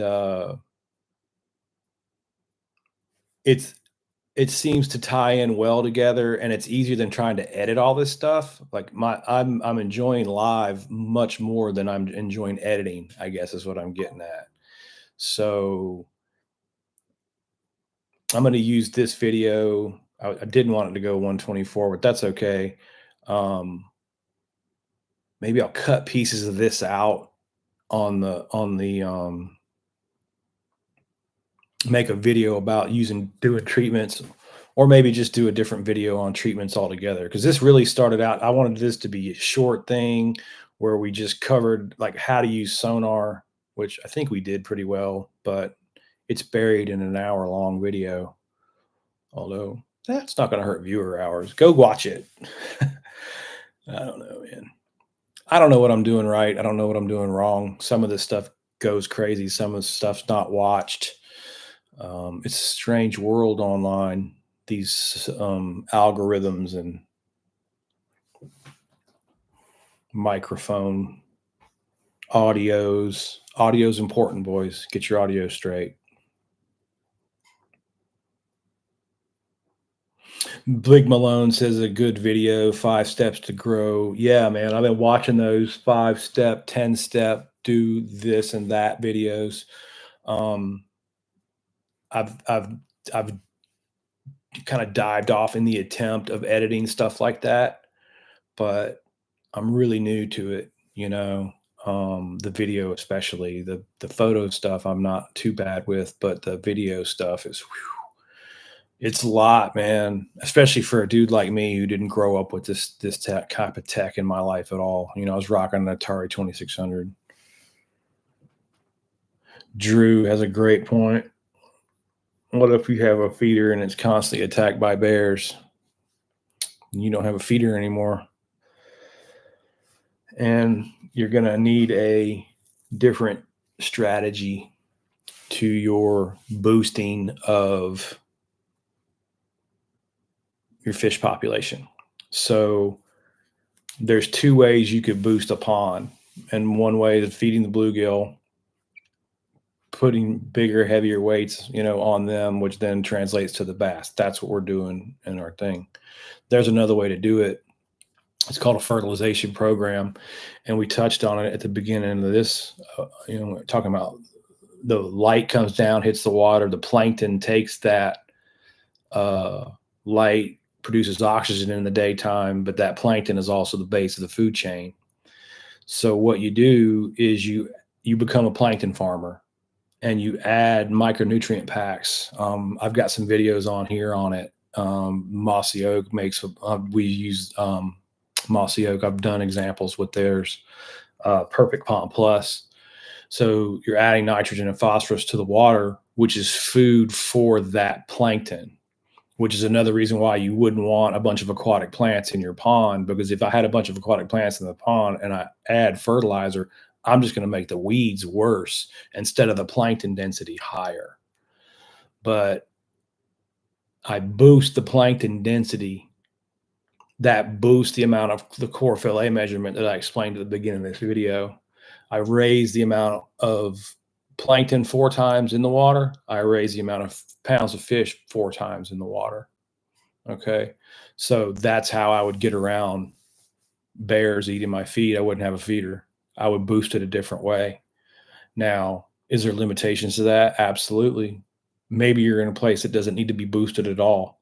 Maybe you already live in a place that is supporting higher numbers of fish per acre than what I'm supporting here in this Georgia pond. So you don't even need to worry about any of this. If you're going to do a fertilization program, you're going to need a local professional. This is not a game, because when you start boosting plankton blooms and mess it up, you kill everything. So that's why I recommend the feeding. The feeding is a much easier for somebody with lower levels of knowledge here. The feeder is easy. You turn it on, you set the timer, we check it every day. You send me pictures, everything's looking good. You don't move it, make sure it works. It's pretty easy. When you start getting into What's your total hardness? What's your total alkalinity? How many pounds of phosphorus did you add? What was your rainfall? What's your retention time? What's your watershed look like? Now you're getting at a different level of complexity in the management of this. So I know that doesn't really answer your question in a clear way, but it's hard to answer a question like that in a clear way because it's an extremely simple looking question with an extremely complex answer. Yes, biomass increases. Correct, Drew. You're following. You know what's up, man. You know what's going on. I see what you're saying. Yeah, I would increase the biomass with the phosphorus, with Perfect Pond Plus from Mossy Oak is what I like. And then I would manage the balance accordingly. Now, we can use that as an example though, because here's something guys love to do. You go out there, and I just did a 5-minute video the other day about surveying a 10-acre pond and talking about getting the bass out. Okay, so here's what guys always want to do. Hey, your bass population is crowded in here. It's a perfect pond. The system is fine. It's just bumped towards crowded bass. Remove 200 bass from this pond. And then if you want, you can start a feeding program. You can boost it from there or not. If you want to leave it, just let it feed naturally on itself. It'll do that. But the first thing you need to do is get 200 pounds of bass or 201 pound bass out of that pond. That's exactly the recommendations that I gave. Now, here's exactly what will happen. Brush piles will go in. Okay. No feeder will get turned on. Structure, habitat, things like that will go in. No bass will be removed. And nothing will happen to the balance of the fishery because the predators weren't removed. Now, I've watched that happen so many times because I don't know. It's just like everybody thinks the same way when things get off like that. So, and then they might even think, well, you know what? I'll just put the feeder on. If my bass don't have any food, I'll put the feeder on. Or if they don't want to do that, or I'll go add the fertilizer like we just described, right? We'll add everything's right.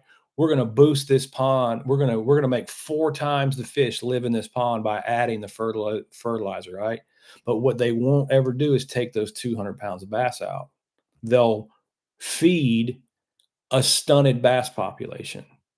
And you know what happens? That they get a bigger stunted bass population. They don't make the fish in the pond bigger. They just have 4 times as many skinny stunted bass because that's how that works in real life. It doesn't work the way you think it's going to work. It works how it works. So what you have to do, and what I told that guy, is go get those 200 pounds of bass out of that 10, 12 acre pond, right? Out. They got to go out. Don't take them and put them in another pond. Don't take them and throw them in the river. Don't put them back in the lake. Take those 200 pounds of fish out. Let that fish population adjust to where you start seeing more balance, to where the fish aren't all under relative weight, to where when you walk down, you can see some bluegill marginally around the edges. Okay. Adjust the balance of the fishery so it's more balanced. Then now, after that happens, maybe that happens this spring, maybe that happens next spring, maybe it takes that long, maybe you can't get 200 fish out for 2 more years. Whenever that happens though, and you see that balance change and you see a healthier bass population, now is the time you want to add the fertilization program or add the feeder. You want to boost the population when it's balanced, not when it's unbalanced. Because like I said, if you do it the way that people always do it, and you're like, oh, I'm going to go feed those bass, and you just put a feeder on it and you start feeding a stunted fish population, now you just have 4 times as many stunted bass you have to remove. You made the problem 4 times worse for yourself. Didn't fix anything. You've only buried yourself deeper. And I have seen that almost every single time I've ever had a consultation with somebody who was active in doing this. So don't make that mistake. Adjust the fish population first, then worry about the productivity and boosting it up. and you will have a much more enjoyable pond management experience.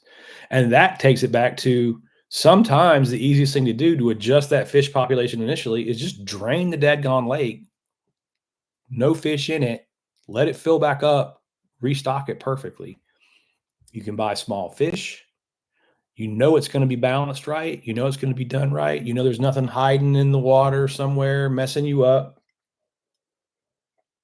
because you drained it dry. You knew there was no fish in it, and then you restocked it properly. And it's over a 10-year management period. When you look at it, the guys who do it, it's really cost effective, and they're the ones who really enjoy their fishery the most because it really is absolutely world class. I think the coffee, I need more coffee. It's switching off on me in there. I've talked to the coffee machine, switched off.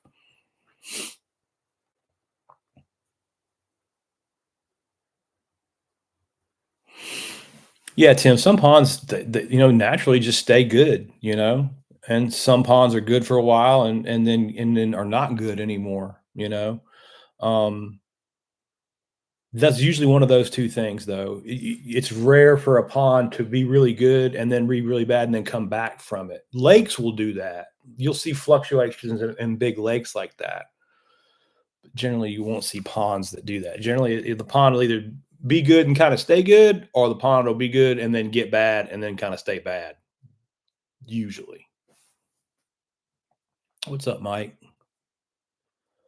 Welcome aboard, man. Been doing another hour and 36 today talking about weed control issues. I just had so many questions about it. I was going to refer some guys to a short discussion about how to how to use sonar, and it turned into an hour and 37 minutes of chatter again. Maybe I'll come about that a different way, but it's all good. All good. I think the variety and the lives are good anyway for anybody consistently watching. It gives you a diversity of information and that's what you have to be good at this. You have to understand a lot of different things are going on here. You know, it's not just heck, it's not even just in the water. We have to understand the chemical makeup of the soil and the entire watershed around the pond. It starts out there. You could start miles from the pond. What's the chemistry of the soil around this entire watershed? That's where our job begins.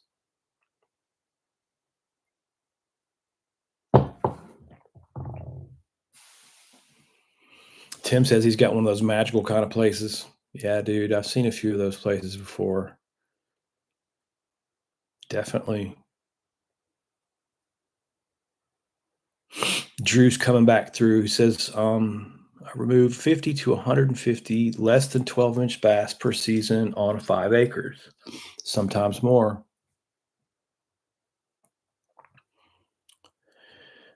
You ready for some green water? Yeah, man. Like I said, either, I don't know where you're located in the world. First place you can go is your local county extension office. The extension agent there will be familiar with what's going on in your area, and if he's not familiar with how to do pond stuff, he'll be able to put you through to the closest local school to you. If you're in Georgia or Florida or the Southeast, I can help you out. But if you're not, get with a local guy and they'll hand you a pamphlet, just on how to do it. That's a good place to start.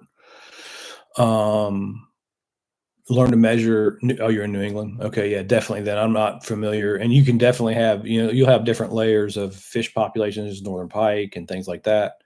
So go to your local county guy first and get the pond management info that's available there. I'm sure they have it.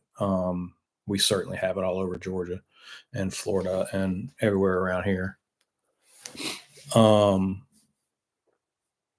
I would start there, and then there should be off the information that they give you enough internet searches to to get you going.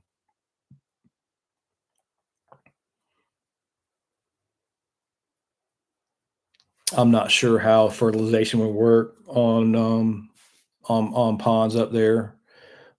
I don't have any experience that far north with it, but I am certain, that if you don't want to go that route, that the straight feeding of the bluegill is a great effect, greatly effective. It's very easy. You can, and you don't need an automatic feeder if you live by the lake. You just or a pond. You just walk down, and throw the fish feed into them every day. And don't take what they. You don't want a bunch of fish feed floating around. Throw what they'll eat in about 20 minutes.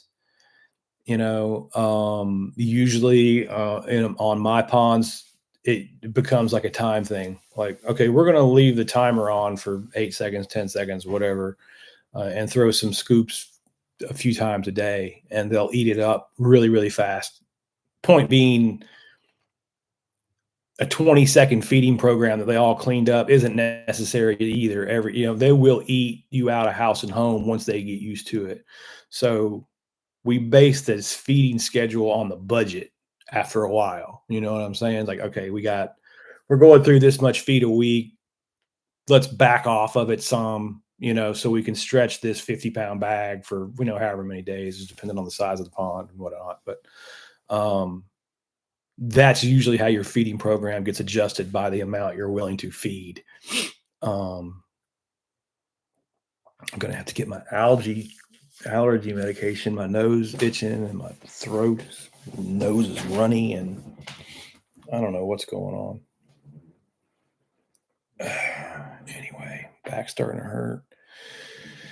All right, boys. I'm gonna scroll back.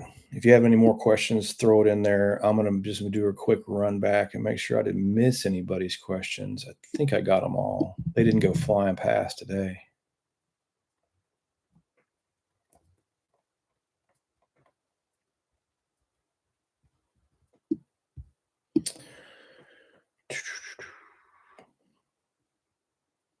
And I kind of like doing these live. You can't edit live. It flows with how my immune system does need some grass carp big Malone. You're right about that. I think my immune system had too much sunshine and chemicals is probably what's wrong with me. I need to stay inside more, and I need to catch bigger fish. That's probably what's wrong with me. I've been catching too many small fish, and I need to catch some bigger ones, and I would feel much better. I wouldn't have all these allergies and a itchy nose and stuff if I caught bigger fish. So, as a fisheries consultant, I'm advising myself to go fishing more. I think that'll probably fix everything that's wrong. As your fisheries consultant, I advise you guys to go fishing more, and that will ail what is wrong with you as well.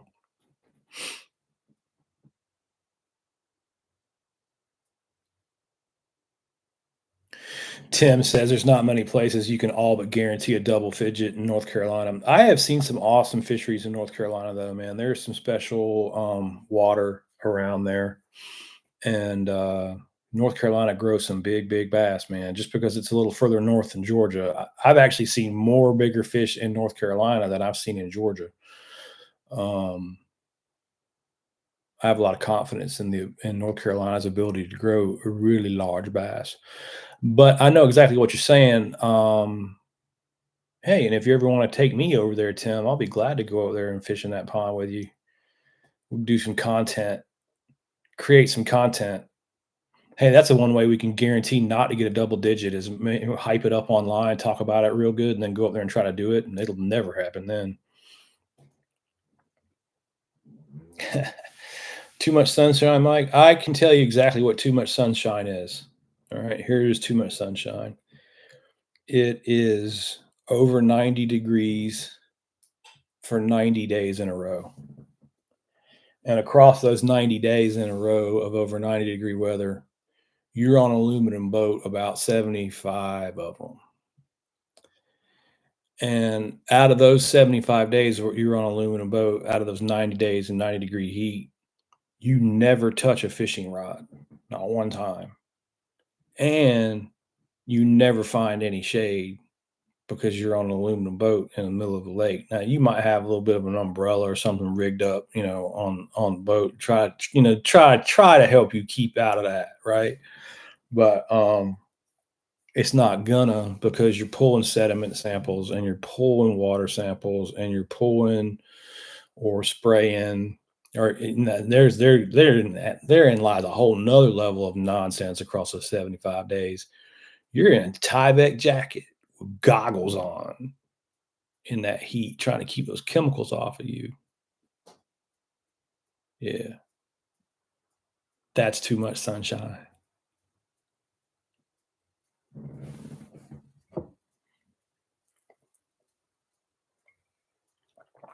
I'm thinking about it.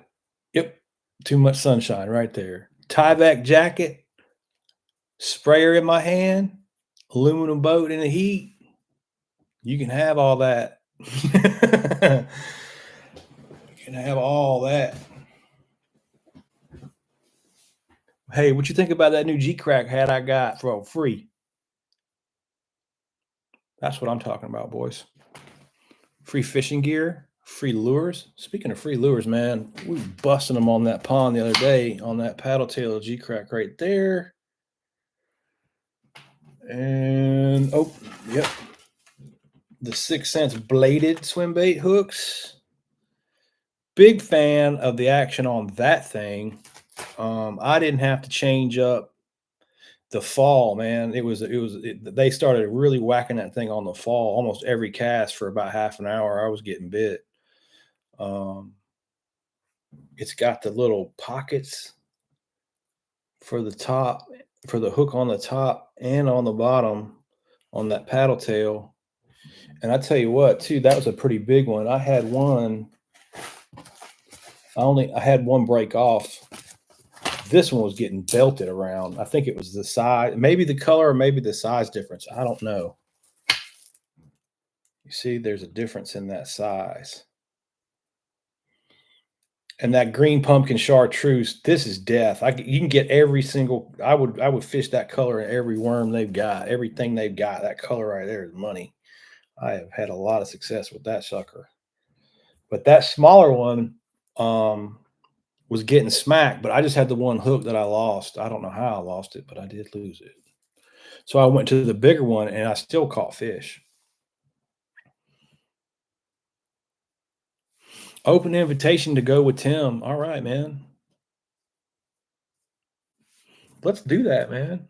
Let's I'm probably in North Carolina, and then what's it, January? No, a couple, maybe 60 days out, but yeah, man. Next time I'm up that way, I'll see.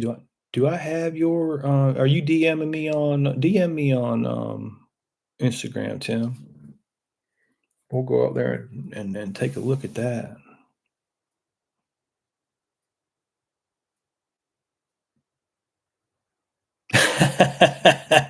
I hear you, Drew. A special kind of hell. That's sir. Yeah.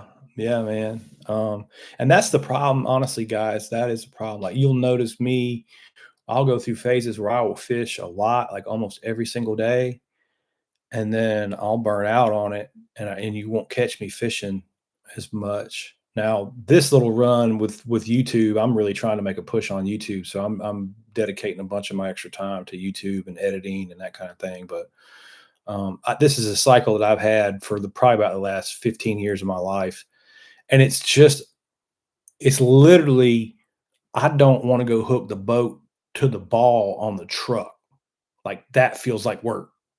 Like, you know how guys get happy, they start loading their gear? Yeah, no, that starts making me feel like I'm going to work and just towing a boat, backing a boat, being on a boat, being near a boat.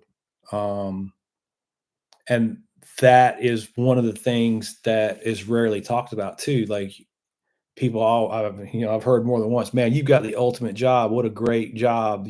I would love to have that job. You can fish every day and you can do this and that. Like, yeah, you can. But there's a flip side to that coin. And that's kind of one of those flip sides that I certainly never would have thought would happen for me, but it certainly did. Um, And it just has to do with work, when you're going to a job, when you're going to work, when you have to go do it, it's paying you money. Um, it's not an option anymore. It changes your perspective, it changes you. And it's interesting, but it also passes too. Like it won't be very much longer. Somebody will catch a big fish right in front of my face and it'll fire me up and I'll be back on the water every day for a while. Um, but what I do enjoy too is the fact that I kind of have a fishing page, I guess, but I don't necessarily have to go fishing all the time to have entertainment on the page. We can talk about genetics. We can talk about, like we did today, we can talk about, weed control, water testing. Every single pond you guys have and bring questions up is a unique, different piece of content that couldn't be replicated any other way, and, um, you know, well, I did all this for a reason. This is the most engaging topic, of anything that I've ever done. And we're not sitting around talking about weed control too much. It usually drifts back into pond management and fisheries management of that pond. Um, but the point being is I started all this because it is engaging, because two people do talk about it and tune into it. And yeah, it's working pretty good. Too much sun. Oh, we covered what too much sunshine was. Yep, the Tyvek suit and the weed gun. That's too much. And then yeah, Tim, I know what part of North Carolina you're into. I bet, man. I bet I could drive within 50 miles of those places, straight past Charlotte. Just keep on going, right up in there.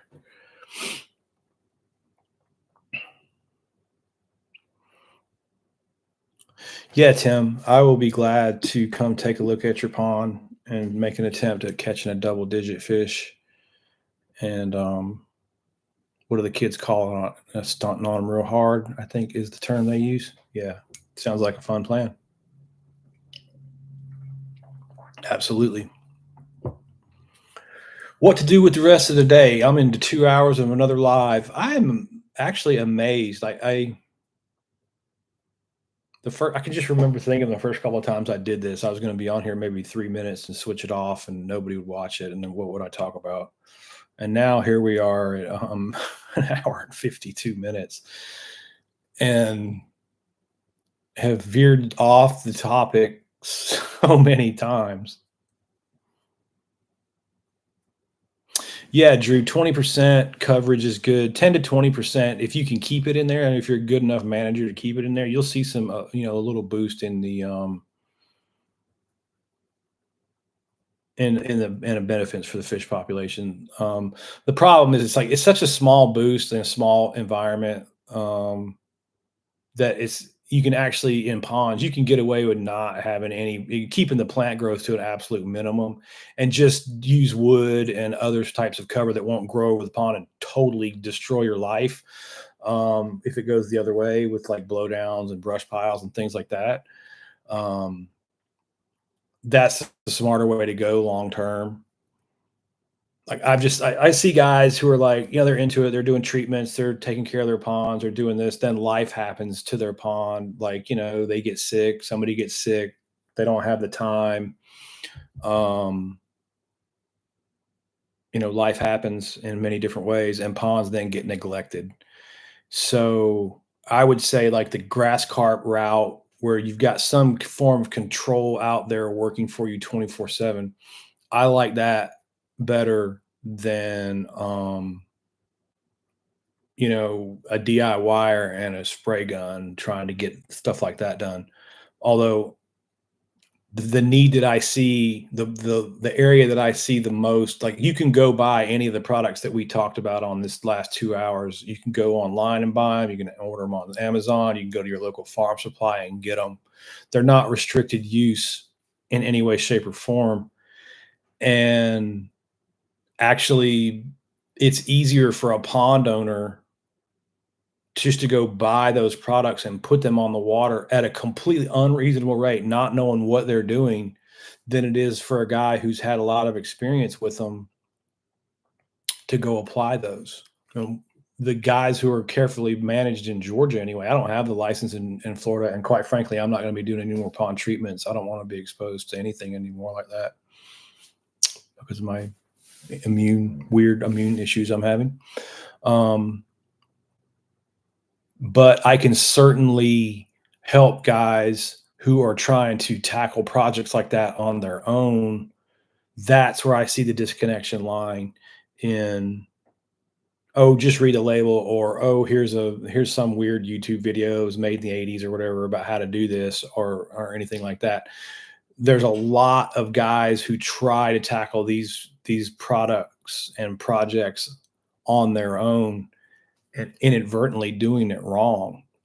And that's kind of where I'm trying to lay my groundwork, is right there, where you got your DIYer, he's got a pond and he needs help, and he needs good advice, on how to manage his pond environmentally the best way and not make any mistakes, kill any fish, contaminate the water supply, cause an asteroid to hit the planet and kill us all, whatever.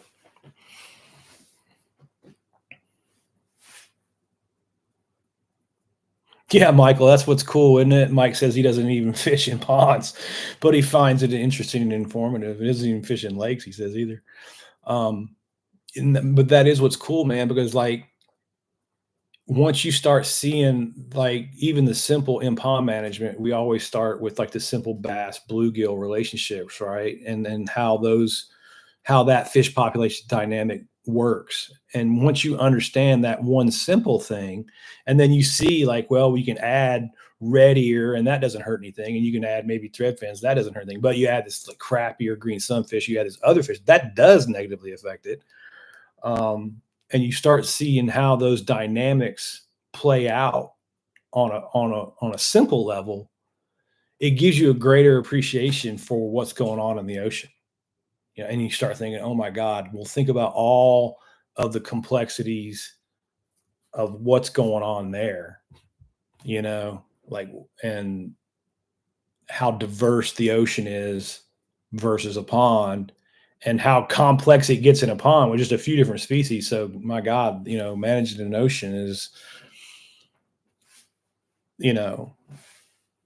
it's mind blowing, really. Complexity is, I like managing ponds. That's something I can control, Oh, my man, Philip's back. What's up, Phil? He says he's got a 93% relative weight, 5 pounds, 2 ounce, 21. So let's get our scale out, and for anybody new. So Philip caught a 21-inch bass, right? So the inches are across top and the numbers are across the bottom. So he saw the fish was 21 inches, and he instantly knew, because of our standard weight chart, that it should weigh 5.3 pounds. And the bass weighed 5 pounds, 2 ounces, which is not 0.3. It's a little bit less than 0.3, right? 2 ounces is, change that to decimal, boys. I can't even do it here. Let's get it exactly. I got a calculator on this thing, I think. Yeah. 2 divided by 16. 0.125 exactly. So the chart says 5.3. The fish Philip caught was 5.125, slightly under the 5.3. Okay, so that's what I mean when we're taking the data down. We're taking it down to that level so I can interpret the relative weight measurement, not just the length and the weight, but how it compares to this chart. Okay, now let's extrapolate that out on that idea, because this is something I want to talk about on a podcast I'm coming up on, and we can start talking about these ideas now. Tournament bass fishermen, imagine See, right now they don't measure fish like that. They measure the weights of the fish, and some of the tournaments measure the lengths of the fish. But what they don't do is correlate that for each individual fish so they can get that measurement. But imagine if they did. Imagine if every single bass tournament from now on started measuring their fish the way we just measured that fish, right? And we looked at it and we said, okay, that fish, that 21-inch fish is 93% relative weight. All right. But now we can extrapolate that across every single bass caught in every single bass tournament ever fished. If we had that level of data, because that's what that changes. It changes from just catches like weights that won the tournament to actual scientific data points. See, so what you could then see is like, okay, wait a minute, all of the bass in the 12 to 14-inch size ranges are in the 80% relative weight. But when the bass gets to 5 pounds, we see him jump into the 90 percentile of relative weight. You see how the same measurements they're taking, just framed a different way, gives you a completely different way of looking at the fishery.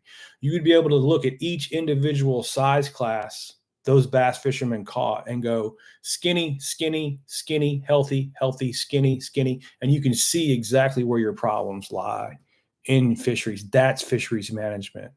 And those tournament bass guys are so close to having some of the best data instead of basically having no data and being guessing at what's going on at what they're doing right now. They would literally if they just changed the way they measured a little bit like that, they would have the data laid out right in front of them, and they would see exactly what size classes of fish are heavy, what size classes of fish are growing well, what size classes are not, and then could really start to have educational discussions on how to create a better fish population for those fisheries simply on changing the way they measure. Back to your question, Phil. Sorry, got sidetracked again. Um, we had a conversation HOA talked about 3 or 4 years ago, getting people to stop releasing.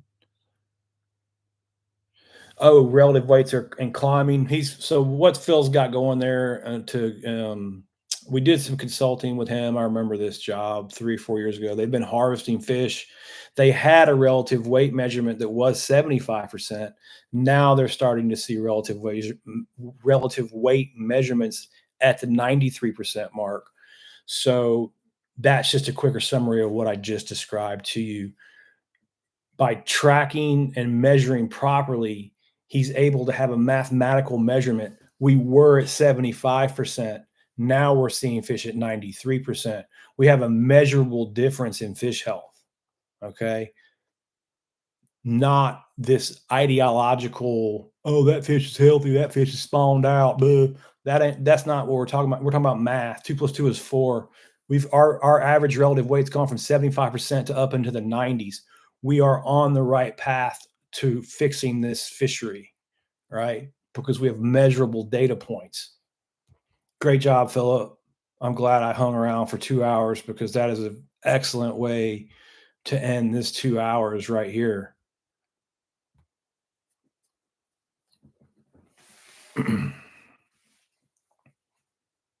Yes, Tim came in and said 1/8 of an ounce. That's what I was thinking too, Tim, but I couldn't do the eighth to a decimal to make it match my tape measure. So it was 0.125 as an eighth. So again, and if we think about, all right, so we took that, we extrapolated a lot out of that 5-pound bass. Okay. And that's okay because we have other data points. If we just had that one 5-pound bass at 93% relative weight, we just have one data point. And it's like pointillism. You know that artistic form where the artist uses dots. He makes a point on the page and it makes a bunch of points and it turns into something, awesome. Same thing. That one measurement is one data point, just one dot on the page. But as we begin to take more measurements, just like Philip did, he's taken measurements for 3 or 4 years. Most of his bass were at 75% relative weight hunting down around that area. Now his bass are starting to come up into the 93% relative weight area. He's taking those dots and he's drawing a clearer picture with those data points. You see how that works? So this is simple math that you can learn and you can use it to manage any. Phil is up in South Carolina, and he's learned this over the internet. We've met a few times too. We fished together. We need to go fishing together too, Phil. We need to do another trip, man. Um, but yeah, Phil's done a great job in drawing the parallels and seeing the big picture that that I'm trying to teach to people that I've seen in the numbers, because I've been doing it a long time too. And then it's like it becomes like once you write this stuff down and look at the data points on a piece of paper, the losses just jump out at you, almost like monetary losses. It just jumps out at you. You're like, oh God, look at this. The 13 to 15 inch fish look like terrible in here. You just see it instantly.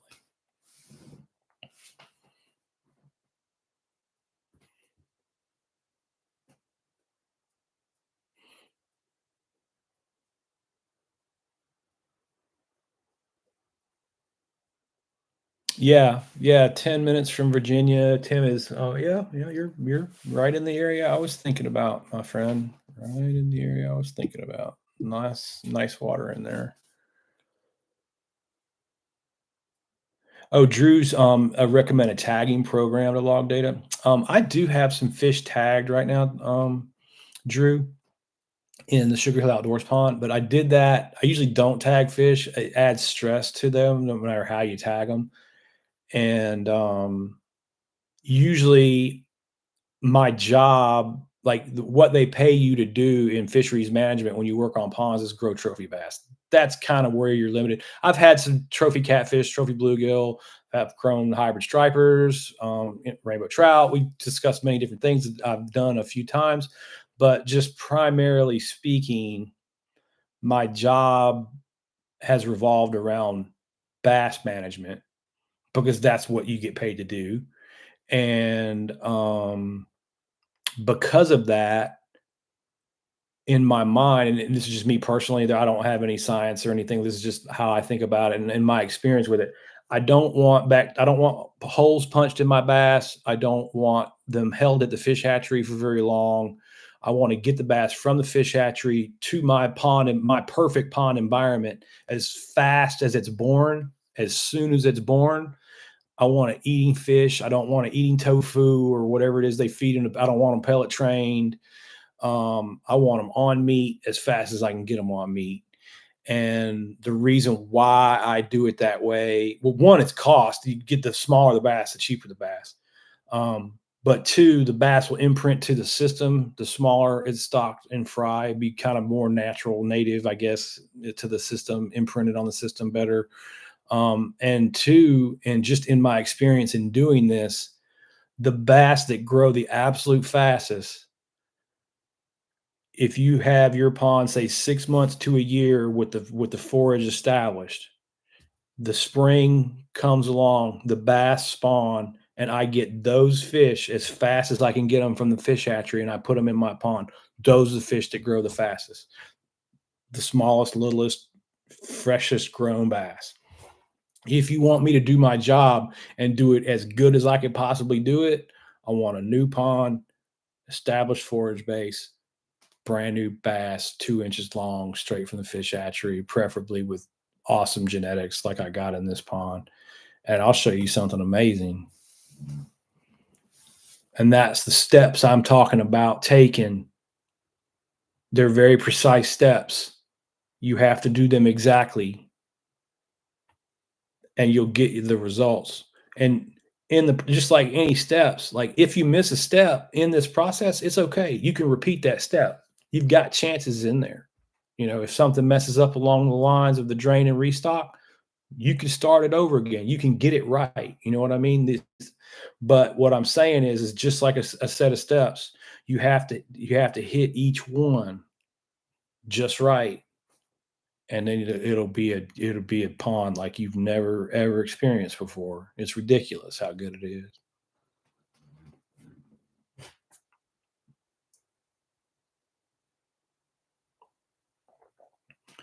Yeah, Phil, I hear you on that, man. But at 93%, you're punching in the healthy range for me. 93, 95%, that's kind of the low end of acceptable. 100% is not technically is better than acceptable on the relative weight chart. If you actually want to be, I'm perfectly happy with a 93% relative weight bass in my ponds. I am not happy though when it starts dropping below that. Like really 90 and below, that's not good.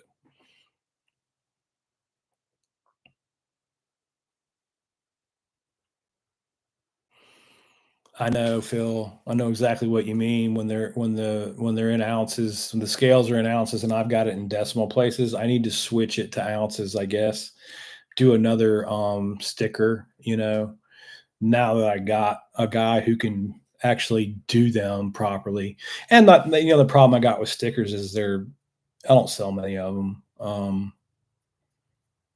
The Shopify thing cost me like 40 bucks a month, and I make like $7 a month worth of sticker sales on average. So um, it's a losing profit deal. It's not a profitable deal, but it's not designed to be a profitable deal at this point. If it does one day, great. I don't anticipate it ever will be, but um, it is educational. It does help. It is necessary for what I got going right now, that I have access to these and can share these with people, hand these out to people. Um, from an educational standpoint, it's invaluable to me, and irrelevant that it doesn't make a profit. Nothing else on here makes a profit anyway. So what difference does that make? Maybe this YouTube page will make a profit one day. Who knows? Yeah, Drew, I don't like to punch holes in my bass, man, especially when I'm trying to grow them to 13, 14 pounds. That that's just kind of my theory. And also what you got to remember too, say you got I don't know, so you got a new brand new 10-acre pond, you stocked 400 bass in it, right? 40 bass per acre, 10 acres, 400 bass. Well, if you do it normally, like you buy like F1 bass fry and you take them and you stock them in there. Well, right off the grip, 200 of those fish are never going to be 10 pounds. They're male. Males don't go past 5.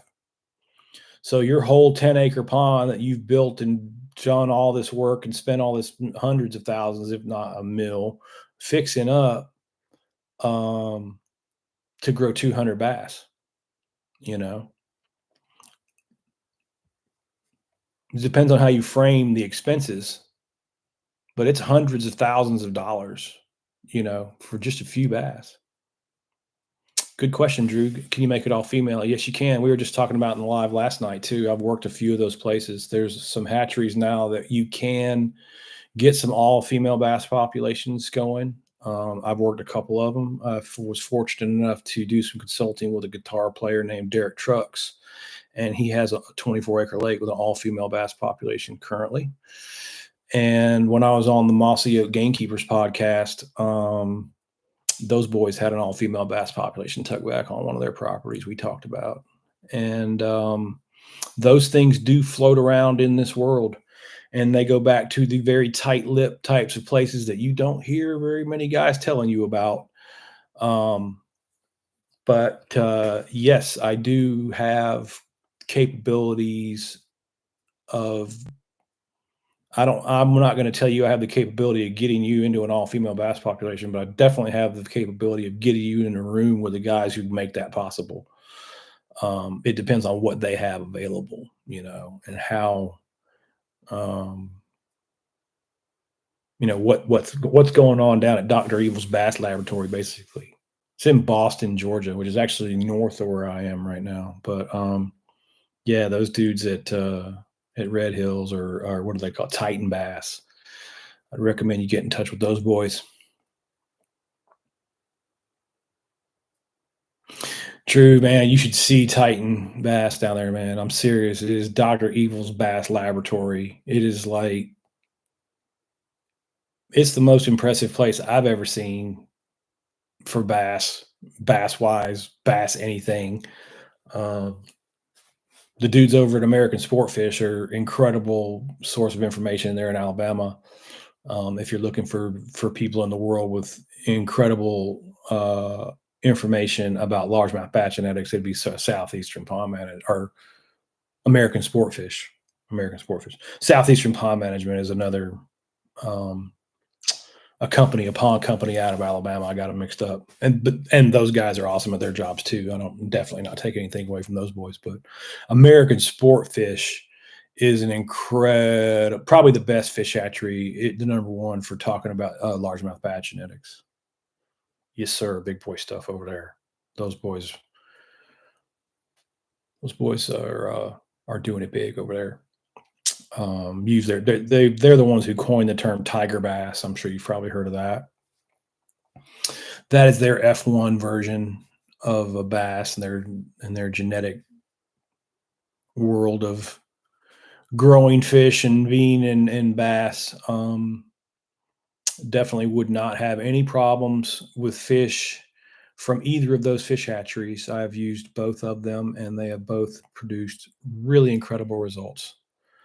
Really fantastic. But also, too, since we're on the subject, remember that the genetics of the bass is a secondary function, secondary. It's secondary to the balance of the bass. So what I mean is I took my 2.5 acre pond, I stocked 100 bass into that. If I stocked 200 bass into that 2.5 acre pond, all those bass would be half the size right now. Okay, because the balance, the numbers of predators versus the numbers of prey is more important than the genetics. You have to have the balance correct. You have to have the balance between the predators per acre and the prey per acre for the genetics to be properly expressed. Okay. So just like I said, if I doubled the rate of the bass that I stocked in that pond, they would all be half the size. We couldn't sit back here and say, oh, we got 4.1 pounds of growth in 2 seasons. That wouldn't exist in that pond right now because we doubled the growth. We cut the growth in half by doubling the stocking rate. I could have stocked fewer bass per acre than I did and gotten a little bit better growth. But what you also then get is extremely difficult fishing, extremely difficult catch rates. And our catch rates are already pretty low right now because of the rate of bass that I stock per acre. I lowered the numbers of bass per acre to increase the growth per size. Now, what we're going to do after 2 years is go in there, and any of those bass that didn't grow at the best rates are leaving the pond. And their fry that are being hatched in are taking their place. It's grow or die now.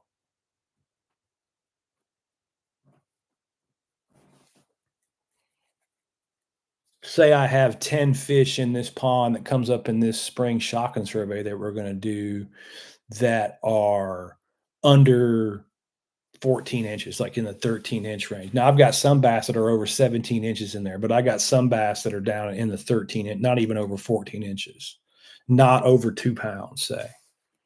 But when I've got some that were growing 2 pounds a season, and I've got this fish that's growing 1 pound a season. It's at barely at 1.9 pounds next fall. That fish is coming out. That fish, I don't care. It's not growing properly. It's not growing at the rate that I want it to grow at, which is fast. So when I can look across the tank over there at some of the fish that I've caught, and they're 4 pounds, and this one's 1.9, the 1.9 is useless to me, especially when I know I've got Florida bass and northern bass in the same pond. Their offspring are F1 bass, which are seriously genetically superior to both fish species that I initially stocked, the Floridas and the northerns. The F1s grow even faster than both of them. So by taking that 1.8, 1.9 bass out, I'm replacing it with a bass that's going to go past 1.8 pounds this year. I'm making space for that F1 bass to grow up into that fish population. Does that make sense? Without removing the fish, that fish will probably eat the F1 and I won't get that recruitment. So I'm taking away a fish to replace it with another fish. That's what recruitment means. That's how recruitment works in fisheries. I know I've got the proper balance of fish per acre because of the growth rates that I'm experiencing. So if I want to add an F1, I got to remove. I'll be looking for the Floridas to remove the slow growing Florida bass that I stock. Anything under 2 pounds is probably leaving that pond this season. Now that's the big boy stuff, Drew.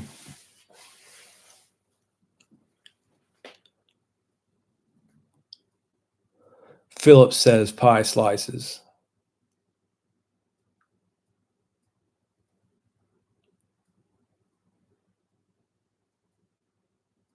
Yes, Philip. I understand what you're saying. You have to understand that it's not something you have to kind of understand the full cycle of all of this, and then you'll begin to see a clearer picture. Certainly. All right, boys, it is definitely lunchtime for me, 2:20. I've been doing some intermittent fasting, and I've been losing some weight doing that too. And I haven't eaten today.